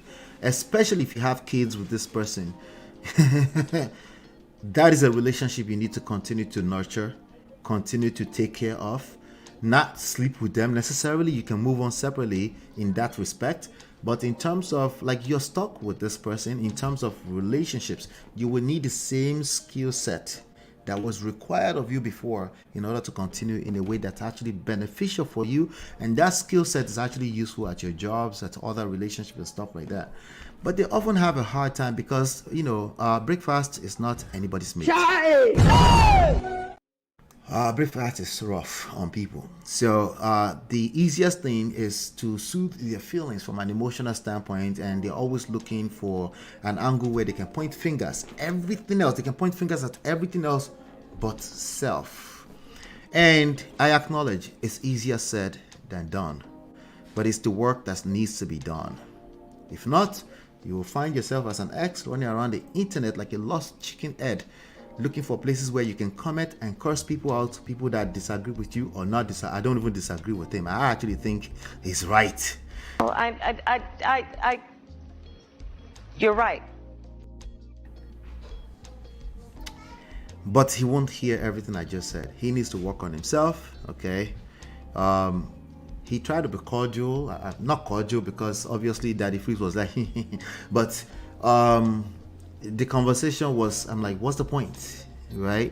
They wanted to talk about him without talking about him, and the only thing he had to talk about was generalized stuff. It was useless. He needs to go back inside and work on himself. And I actually saw a comment earlier. Some people are still dragging, without knowing what's going on in their lives, people are still dragging them heavily online. They're dragging both sides, okay? So somebody said, but this was same way she was dancing in front of her daughters, if not worse. So she's compared this auntie that's dancing in front of her daughters with KORRA OBIDI. It is what it is. I don't think KORRA OBIDI has the skills to be in a marriage either, to be clear, But I'm always addressing the person that's talking, and that's him now. So it is what it is. But that's that with the Justin. That's an update for you really quickly on Justin OBIDI. Gentlemen, that's not what you want to be. If you end up in a relationship where you don't collect woto, I hear you, okay? I hear you. It lasted for as long as it could last, but you owe it to yourself to do the work on yourself so you can enjoy the rest of your life, which is ahead of you, okay? Don't come back and be telling us half-ass story like Emeka Ike. Some of us will detect you. Okay, I'll be right back. Let's move on. Beautiful girl, sparkling eyes, killing time. I find a beautiful girl. Girl, it's your love that I've been missing. I miss all your hugs, your touching and kissing. Me love on the floor, the couch in the kitchen. One love enough, we done enough. All right, so shout out to Brother Ben. Brother Ben said, how can men handle insecurity at age 40 plus? The same way you handle insecurity at any age, but I'll tell you what the difference is, right? The older you get, you can't teach old dogs new tricks, right? So it gets more difficult to learn anything that's new, especially anything that kicks against the ideology you've known all your life, right? So it's hard, it's hard. But it's hard for a good reason, because it's highly rewarded. There's a lot of reward to when you figure this out, right? But the question is how. You have to keep an open mind. Just keep an open mind. Number one, empathy. Approach things from a place of empathy, meaning you can at least try to understand, not put yourself in their shoes per se, because you might not be able to do it, but you can at least try to listen actively to where the other person is coming from and try to understand, right? Just by doing that, even if you don't understand, just by doing that, already you won the game. You already won. Just by being open-minded and actively listening, you already won the game. And it can be that simple. You practice that a few times, it becomes second nature, right? And you'll find out that people want to spend a little bit more time around you. They can't wait to be around you. Then you become the work husband and you say, no, we can't do that. What's going on? Let me introduce you to a therapist because I'm not your work husband. You get it? You get it? You don't get it? If you don't get it, forget about it. You get it? If you don't get it, forget about it. All right. I'll be right back.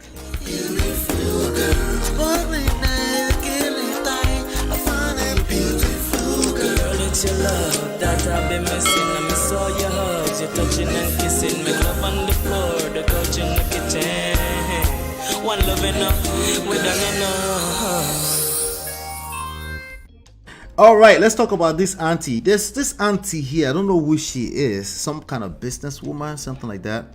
She left some comments on Instablog Nigeria. Let me see. Maureen ACC. Who is Maureen ACC? I've never heard that name before. Let me see. She sounds like somebody that everybody knows somewhere, but let's check. I'm Googling. I'm just Googling. That's all. Okay. The only thing that comes up is this content. Some Ghanaian lady. Okay. She's been having opinions online. Okay, I guess. Well, she has opinions about marriage, so let's talk about it really quickly. Let's see. She's giving advice. Okay, I don't know if she's married or she's not married, but she's giving advice. Let's go through it.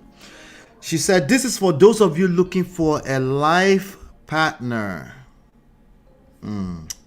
Anyway, before I continue, hold on one second. Before I continue, for those of you looking for a life partner, stay tuned. She has advice. Okay. Hold on one second.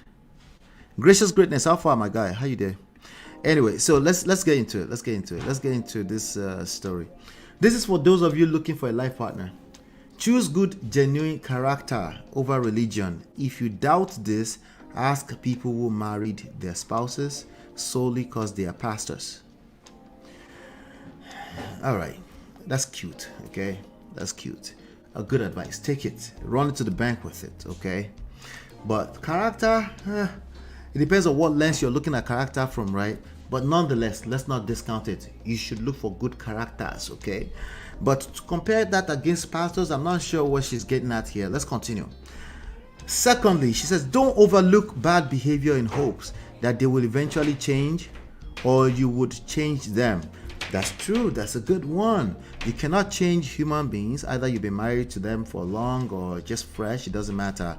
They're who they are. They will evolve in their own way based off of the environmental influences, cultural influences, the way they were raised influences, the future we're heading into influences, social media influences.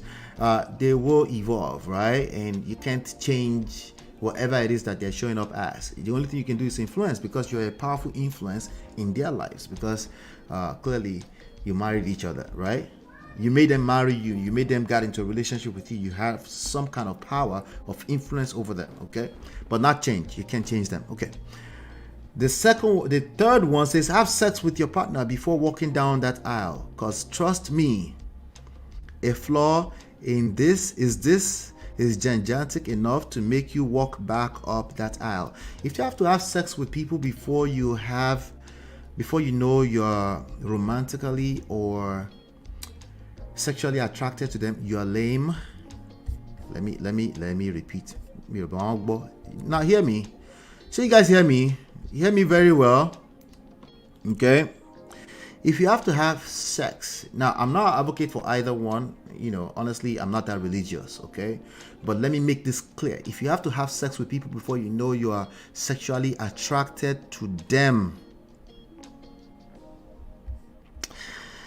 you collect. You don't know what you're doing, okay? All right? There are people that have been married to people for years upon years. They've had sex, they've had children 4 times. Had children 4 times. And they claim that person never made them come. Shout out to this lady, Yao Mattel, Melody, on this show on the OWN network.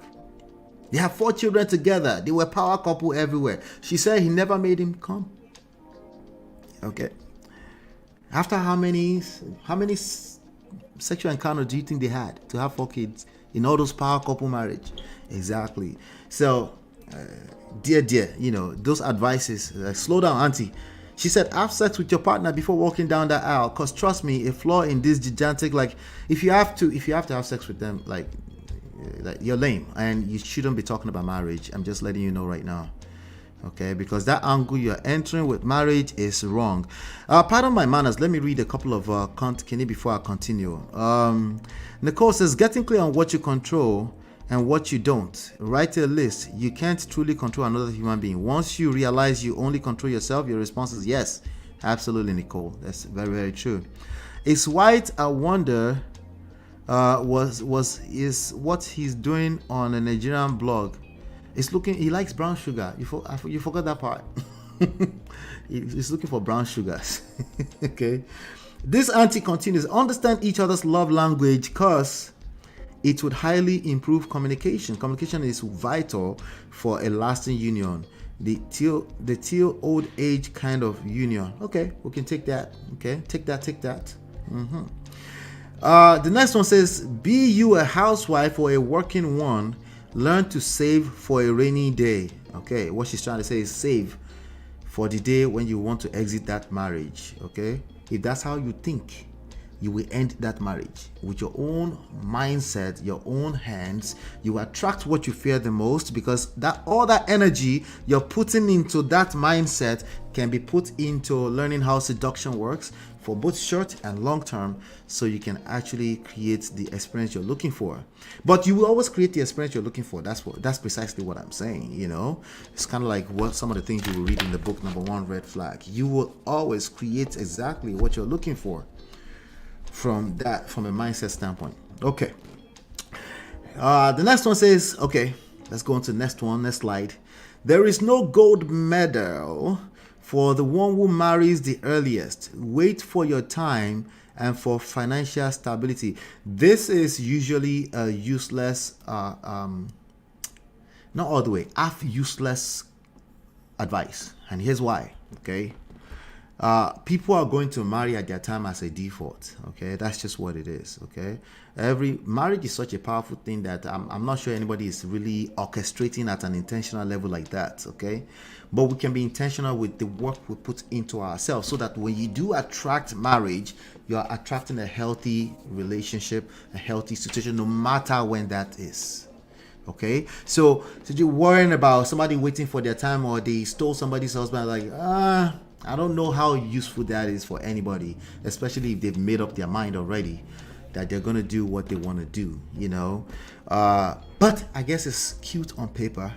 Wait for your time, sure. And for financial stability, what the hell is that? What is financial stability?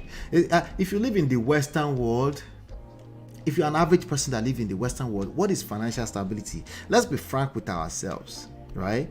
They literally designed this system for an average person to never have financial stability. It's an extremely hard thing to do. It is doable, okay? But it's very likely by the time you're figuring that out, there's a season of your life that's on the other side. You know, you're waiting for perfection before you do marriage. Baba, you go collect. Sorry. It doesn't exist. Okay, the cards you're dealt with, that they're dealt today, what do you do with it? When you're faced with crisis, how do you react? When you're faced with conflict, how do you react? These are the skills you need. Okay, and all of that has nothing to do with financial stability, but everybody wants to talk about money. I get it, because money is everyday part of our lives, right? I get it.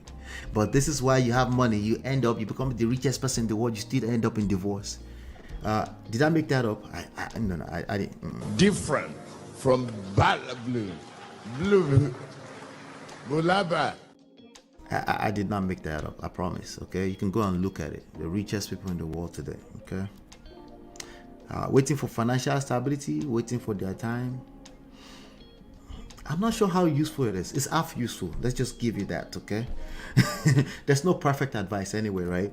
I'm just trying to get you to think about these things. That's all, okay?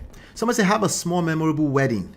Rather than spend that bulk money on a fantastic honeymoon. Rather spend that bulk money on a fantastic honeymoon and the first years in marriage. They are the hardest years because no one cares after your wedding day. Not cute. I'm not sure what that has to do with marriage, but I agree, because I think the world is moving in a direction where people will stop spending all that money on weddings, okay?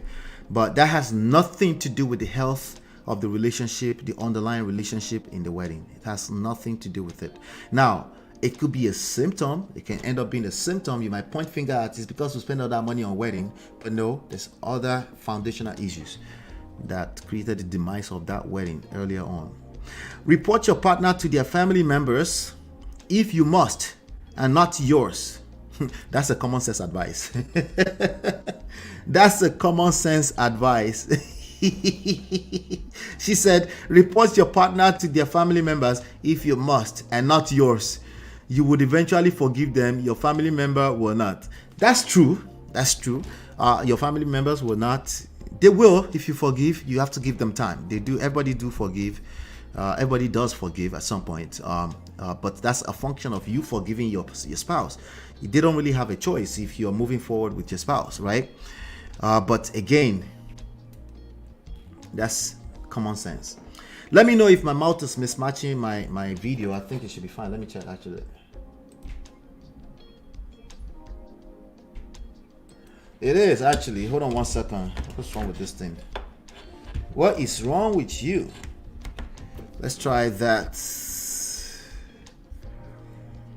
I think it should be fine now. I don't know why it does this. Okay. Let's see.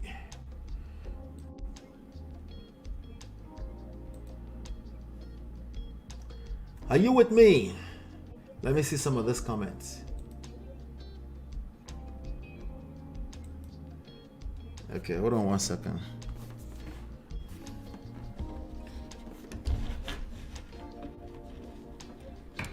All right.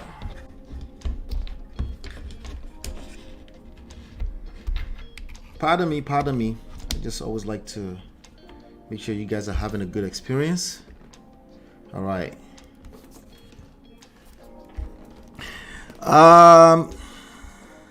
Let's see. Sex is teachable. Let's get that clear. I don't think he actually have a choice overall. It's something you're going to have to learn to be better and better with over time.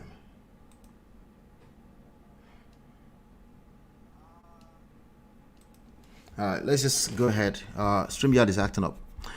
All right, so I don't think you, good point not to, because you're gonna have to learn to be better with that. Given, I don't care how many people you had sex with before you got into marriage, there could be 1,000 body counts.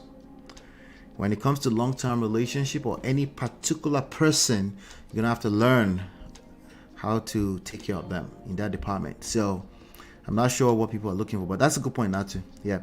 Anyway, so let's continue this auntie's advice here. So that's a common sense, you know, but reporting to any family members in general is highly discouraged. I discourage it. If you don't have any choice, you can afford, you can find somebody who is wise, that won't take sides, that can listen to, actually take the time to listen to what's going on and not feel the need to take sides. If you know such a person already, sure, you know, but it's preferable that you find people that don't have any default bias. Family members in general have a default bias. It's either they want to support you or they don't want to seem like they're supporting you, which is still a bias, okay? And if you can afford to avoid that, just avoid that. Again, part of your skills is to actually learn how this work at a level of, at a skillful level, not just somebody taking your sides or helping you scold the other person, helping you put your partner in their place, right? That's not what you're looking for. You're looking to learn the skill for yourself, to nurture, to give into that relationship if you're already in it, okay? And I'm not talking about extreme situations now today, okay? If he or she hits you before marriage, they will hit you after. That is, it's not a fact, but let's take it as a fact, okay? Why would you want to take the risk of finding out later maybe they will hit you again? I don't think it's worth it. It's a lot that happens in the mind of a person before they actually leave their hands and hit you. If that's happening so fast earlier on, yes, we can guess that. We can just basically assume that they will do it again, okay? But it's an assumption, that's all I'm saying. But it's an assumption worth, take the advice, okay? In marriage, love is 2%.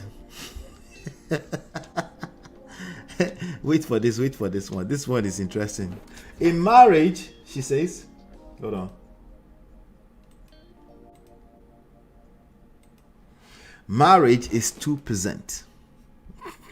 Okay, oh. No, sorry. In marriage, love is 2%. And then the person goes on to say friendship is 38%. Tolerance is 60%. Hold on a second. I just want to put that on the screen. Marry your friend. I love you isn't 100% valid reason to get married. Now, I agree, okay? But everything she said is inside of love. The true meaning of love. Okay, so love is always enough. It's just a very... it's dangerous to run around the internet streets and say love is not enough. Okay? I will do I might even write a whole book on it, okay? And I'll give you tons of stories why it is just dangerous to run around the internet street and tell people love is not enough. If love is not enough, nothing, not even friendship will be enough. There's a place of friendship inside of love. The only need that people have to say love is not enough is to make it feel better or sound better. You're still moving with your feelings. Love, the one that is enough, is not just a feeling. Feelings are part of it. Any type of love that discounts feelings is not love either. But love is a whole lot of things. It's like trying to put God in a box. Think about God is love, right? Whenever somebody says love is not enough, they're literally saying God is not enough.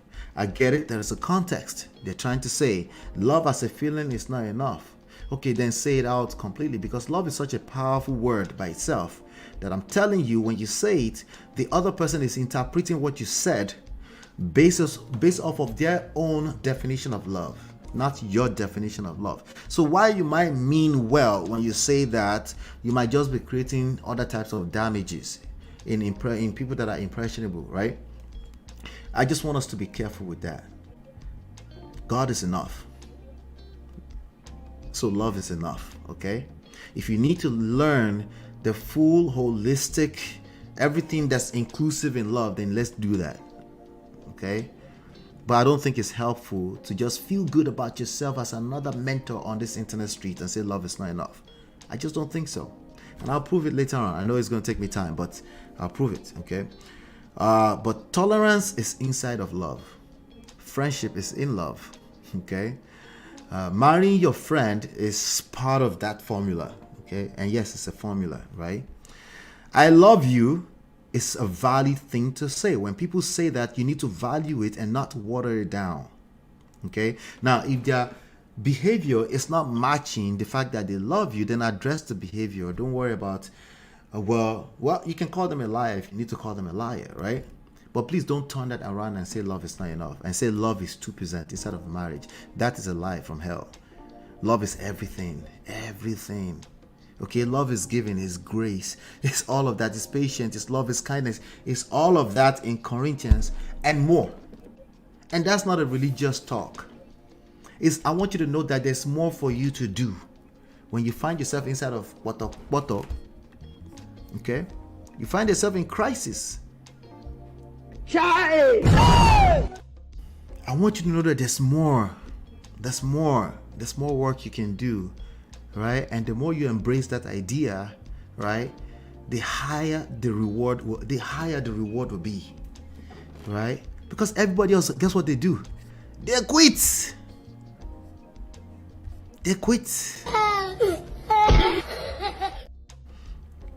Prematurely, okay? And some people rightfully quit when it's just abusive, and they should, okay? But a lot of people they take some of this small rhetorics, they flip it around, they turn it to ideology, they turn it to a religion, and they live by it.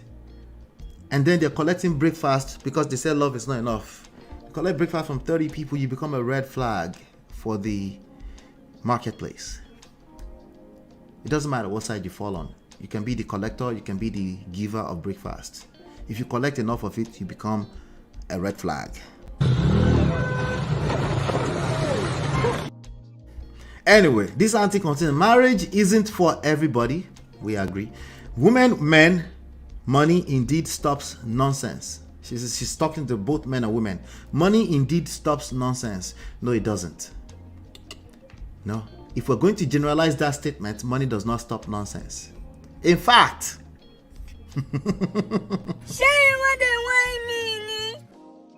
money can actually attract nonsense, because when you have money, you get a certain level of attention, and that can attract a certain level of nonsense. To whom much is given, you never heard that before. Much is required. Yeah, if we're going to generalize that statement, it is wrong. Okay, money does not stop nonsense. Okay. Then she said that you got pregnant for that man isn't a valid reason to marry him. I agree with that. Don't marry because you got pregnant. Just take care of the baby. Okay. That lady got pregnant for you isn't a valid reason to marry her. I agree with that. If you meet the I'm saving myself for marriage people, run. 95% of them is a blatant lie and a trap to get you to marry the devil that they are. Virgins don't collect. Oh, hey. Sorry. Terrible. It's a terrible advice. Again, the fact that you're a virgin has zero connection to anything that has to do with your skills with long-term relationship and marriage. Zero. For or against. Okay. I don't. Why they need to generalize people that are saving themselves for marriage? If they're saving for themselves for marriage, I think that's applaudable. I think that's honorable. Now, a person that feels the need to demonize that's a red flag. That person is a red flag. Okay. There's nothing good in that. Okay. She said it's a blatant lie. She generalized. Probably because she found a virgin that disvirgined her, and then she's mad at all the virgins now. May God save her. Anyway, she continues. Avoid women who have a problem with being disliked by people who do not matter, i.e., it's important to them that they are liked by everyone. Run. They will never protect you or your home. That's a lie. We all care about what people think about us. It's only if it's chronic. It's like a chronic urge, or let me say a chronic, what's the word I'm looking for? Need for validation from other people, right? But we all enjoy people validating what we say. All of us, we do. Okay, so again, generalization, and you know how I feel about that, but if they are coming off as obsessive and they need everybody to like them, I get it. Okay, but that's not necessarily a red flag. It could just be a personality trait. You might need to get to know them a little bit more, right? I'm not see how relevant that is. Oh, do you like me? Okay, now there is something. Okay, just to be fair to this person, there's something in our poisons list here. Not the poisons list, the anti-seducers list. It's called the number 5, the bumbler, the weird self-conscious. If that person is always like, I'm sorry, oh, did I offend you? Like, or they're obsessive in that way. Yes, that's definitely an anti-seducer anyway. I wouldn't need to tell you that you don't like that. But if I need to tell you don't like that, maybe it's not really a big deal. Like, don't let people just project on you anyhow. Okay. All right, let's see. Auntie still continue the advice. Women never let. Okay, so this person. Okay, she continues. Avoid men and women who do not have love or respect for their mothers. There is no valid reason for that. Okay, there are many people who have disdain for their mothers, and there are valid reasons for that. Okay, there are valid reasons for that. Okay, now avoiding them. I mean, what do you mean by avoid? Right? So, because if you're already into them, you might not even listen to me avoiding them. But in general, I think it's a healthy thing for people to have good relationships with their mother. But I'm not seeing it as that simple of a stuff. I'm seeing more and more examples of people that have traumatic experience with their mother, and they feel some type of way. Now, in terms of learning how to communicate that without coming off as a red flag, that's something you should pay attention to. So I'll take it as a pass. Okay, be careful with people that don't like their mothers. Okay, just be careful, because the problem with that is that we're not saying their reasons are not valid. That's the part that I disagree with. there are many valid reasons. But when people hate on a particular significant person in their life, they often don't always know. They don't always know when to stop the hate. You might just collect in that process, okay? You might end up on the receiving end of that as well. Sorry. That's why it's very important to be careful with that, so they don't. That's why hating people in general, or it's just a bad idea, because even you that you're hating people, you don't know when to stop. Anything that looks like that person you hate, you start hating it, or you're coming off as you're generalizing, or you're blocking everybody into a box, right? It's not healthy for you or the other person or people. There are people in your life that you have relationship with that will end up on the receiving end of something they have no idea what you're dealing with, right? So in that respect, I would say she's half right and she's half wrong. She's wrong about the fact that there's no valid reasons. There are valid reasons. She's right about the fact that you should be careful with them. She's half right because she said avoid. Be careful with that. If it's a person that's working on themselves, then you're going to need grace too at a large extent in life, right? All right. So clearly Sean doesn't watch my show because she's trying to call me right now. Anyway, women, never let your men know your financial worth. She's advising women for marriage. Yo. Listen carefully. Yo. Women, never let your men know your financial worth. No matter how much they love you, they are designed to never be okay with it. It's an ego thing. It's not your fault or theirs. All right, that's a nice, cute way to, because I do that too, to say, okay, it's not your fault. All right, great, right. If you are married to a person that doesn't know your financial worth, get out of that marriage immediately with immediate effect. Why? Because you will collect. Sorry. It's gonna come back and bite you in the butt in ways that you don't see it coming. It's gonna come from a blind spot. It's a dangerous game to play. Clearly, you don't feel safe and secure in that marriage. Why are you inside of it? You don't have to make a permanent decision, but maybe you should back off of the marriage for a second and figure out why you don't feel safe with that person. This is a terrible advice, okay? Transparency in marriage. In the same breath. The next one is transparency. Jesus is Lord. Transparency in marriage sometimes is unhealthy. Oh, okay. It still aligns. Mumbe. Transparency in marriage sometimes is unhealthy. Keep your mouth shut. I don't think that's a healthy advice either. Now, there's something called selective honesty. Selective honesty is not about lying to your partner or the people in your life. It's about timing. There's certain information that you just don't give within. Just because I'm blunt, I'm just going to tell you as it is. Right? There's something called timing in the game of life, in the game of romantic relationships, in the game of seduction. You have to understand timing, right?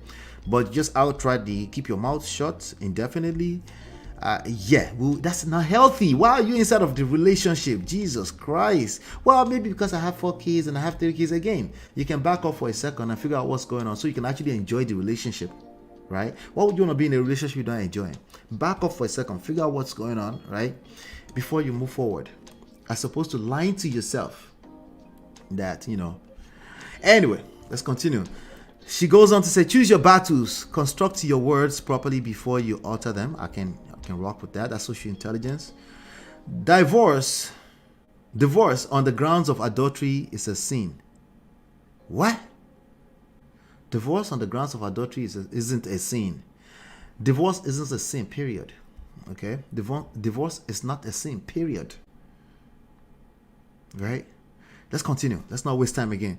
Be sexually compatible before you even consider marriage. That is a false advice from the pits of hell. Sex inside of a marriage, if you know what you're doing, gets better with time. Okay?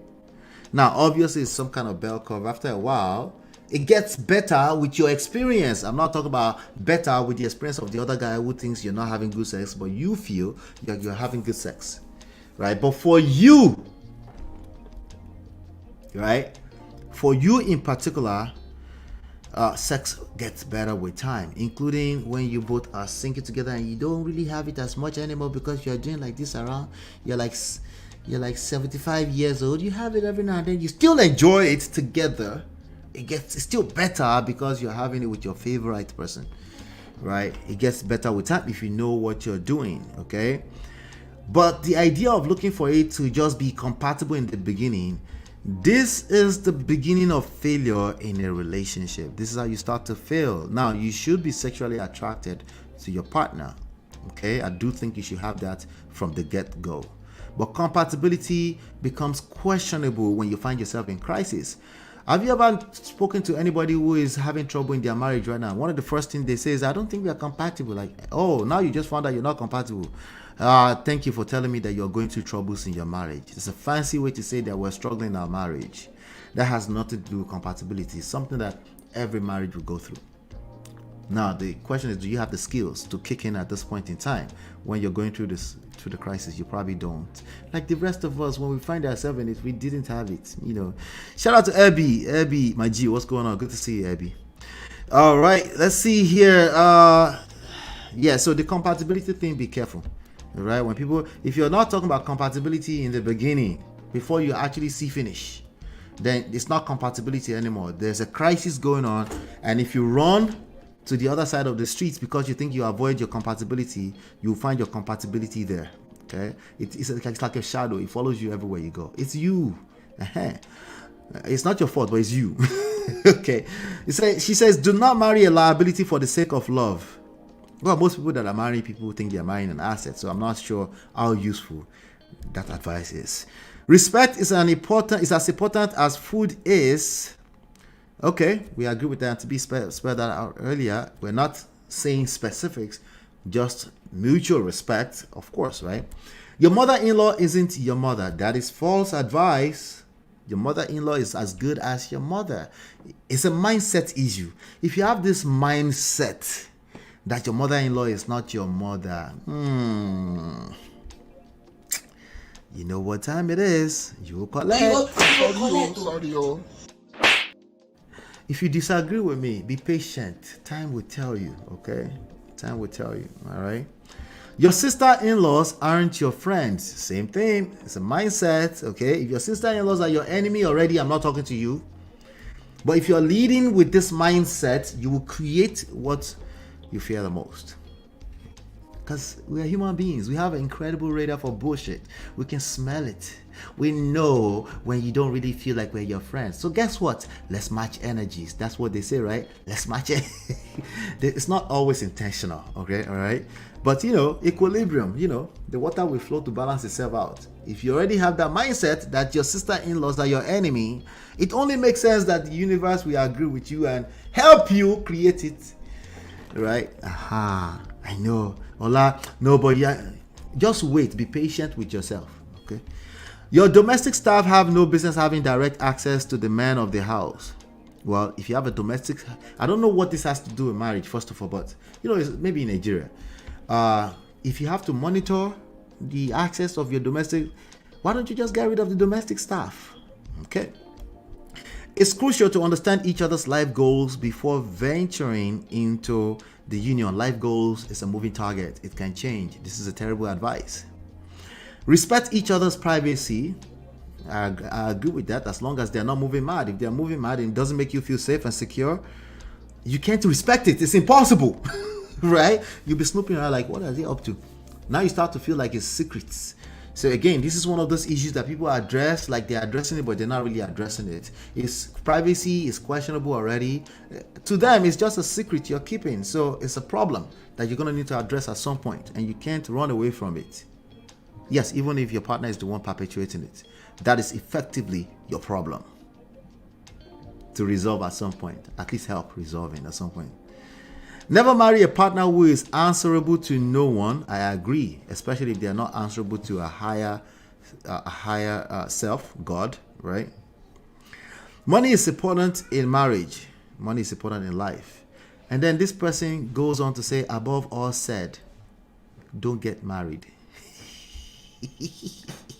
It's like no wonder. It's like no one said don't get married. All right, now I'm looking at something here. My mother-in-law. Hold on 1 second. Hold on.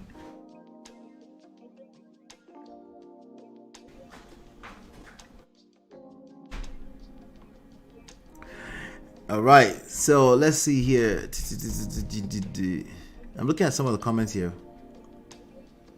My mother-in-law is my mother, and my sister-in-laws are my sisters and friends. That's a good point. That's somebody who understands how life works. Somebody who is not measuring life off of their limited common sense standpoint. Okay. She lost me at there's nothing like a good marriage. Oh, she said something like that. I missed that. Oh, there is more. Wait till there's more. Wait, there's more. Let me just, I think it's the last slide. Okay. So there's nothing like a good marriage. LOL. No one is a robot.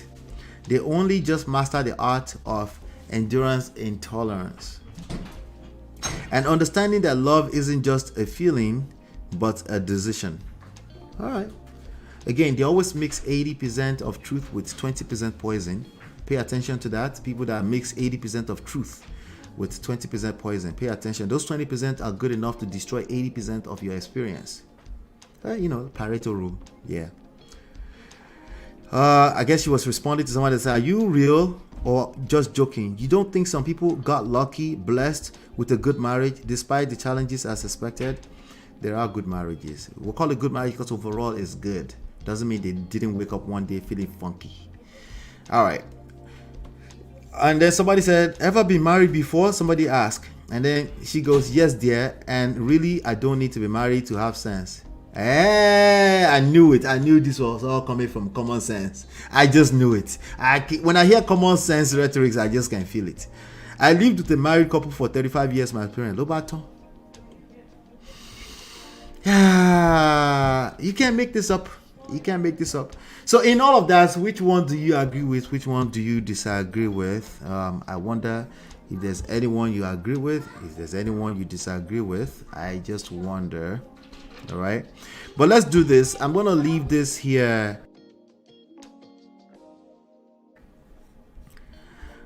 All right, so let's do like this. We're gonna round this up today. It's 12 minutes overtime.